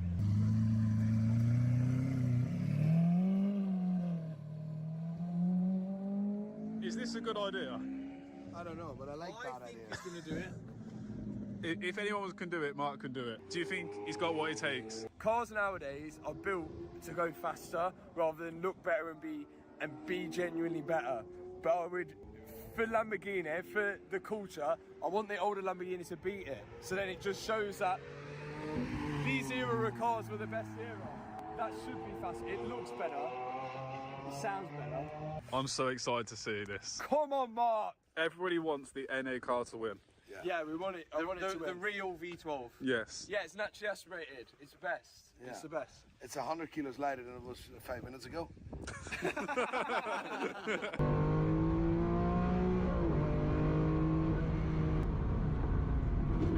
Oh, Jesus Christ.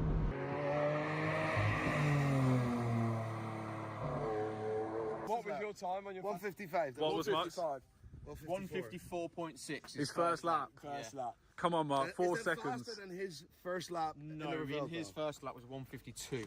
Oh. Yeah. Come on, we all want him to do it. Come on, Mark. Come on, son, let her have it.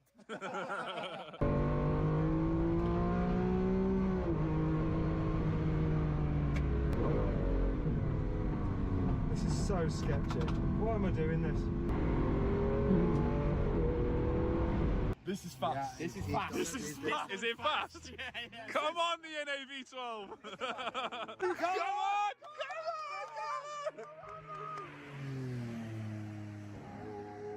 on! 150.9. What is it? 150.9. What was the Revuelto?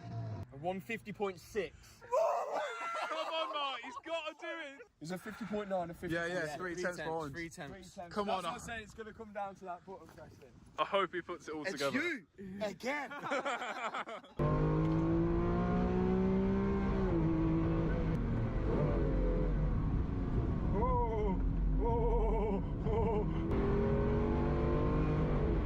No, it's so close. It could be in. It's so close. It could be in.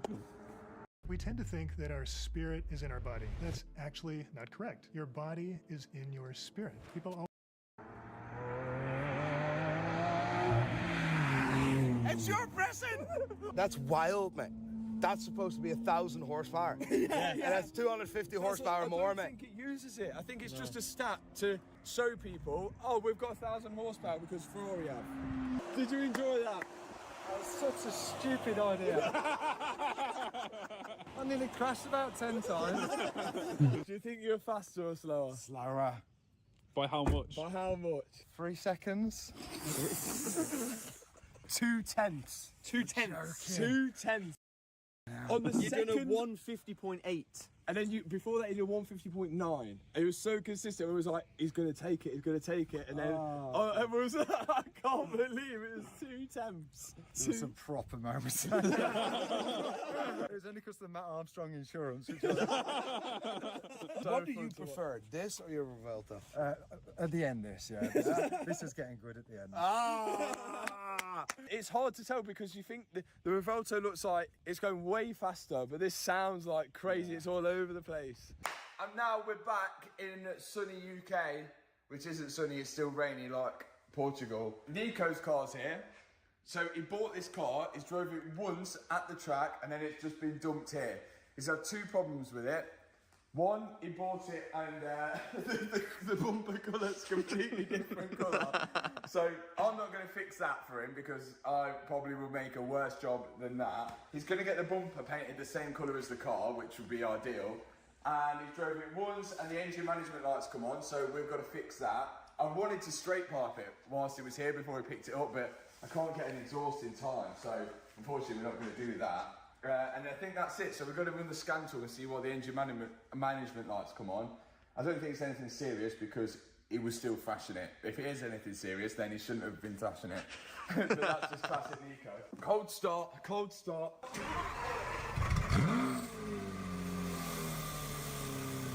Do you know what I've noticed though? The valves won't open until the car's warm. But look at this. Engine management. Let's plug this in. How many fault codes? A £240,000 car, I think you got it for? It's quite cheap. Something like that. That was cheap for this. Really cheap, yeah. I mean, bargain. Just buy a 3-bedroom, semi-detached house for that. Nico's done what a proper rich man would do, wouldn't it? You know, like you buy it, you ship it to Portugal, you drive around the track, and then you just drop it back off to a workshop to be fixed, so then you can go and do it again. Yep. That's what he's done. Auto scan. Let's see what's broken. Oh my God, why is there so many faults? Because Nico's driven it. This is the fault with the engine light. What have we got? There we are. O2 sensor heater control circuit. Sensor 1. O2 sensor heater control circuit. Sensor 2. These are common on these cars, and it's passive. It's not an active fault. So it's just an O2 sensor in the exhaust, and it's probably something to do with Nico revving it from cold. So what we're going to do is erase it, and that engine light should not come back when we start it back up. Right, that's all gone. Let's see if we're fixed.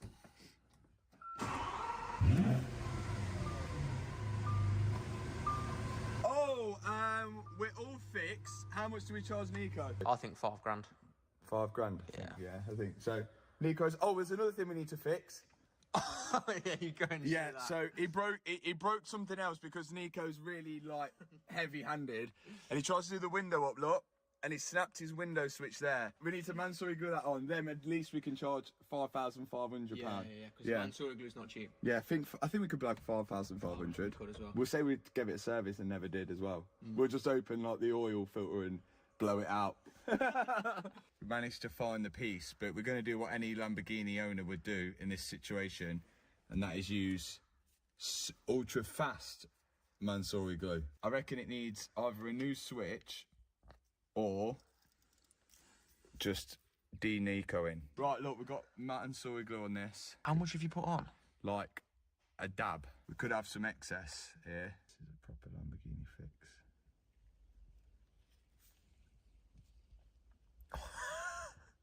Right. So, what we learned with Mansory glue, do you know when you get it on? It's easy to get off once it's a bit drier. Let it dry. Let it dry. Let that set in, and we'll let that dry. Oh, don't want any on the black.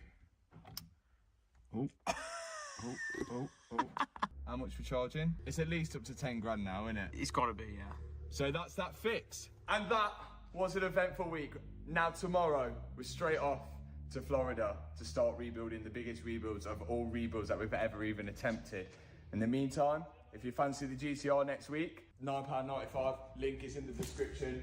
Nico's car's fixed, the Gardo's fixed, and we had a good time at the track. See you guys on Thursday for the live draw on the Mark II channel, and I'll see you guys on Sunday on the main channel for the big rebuild.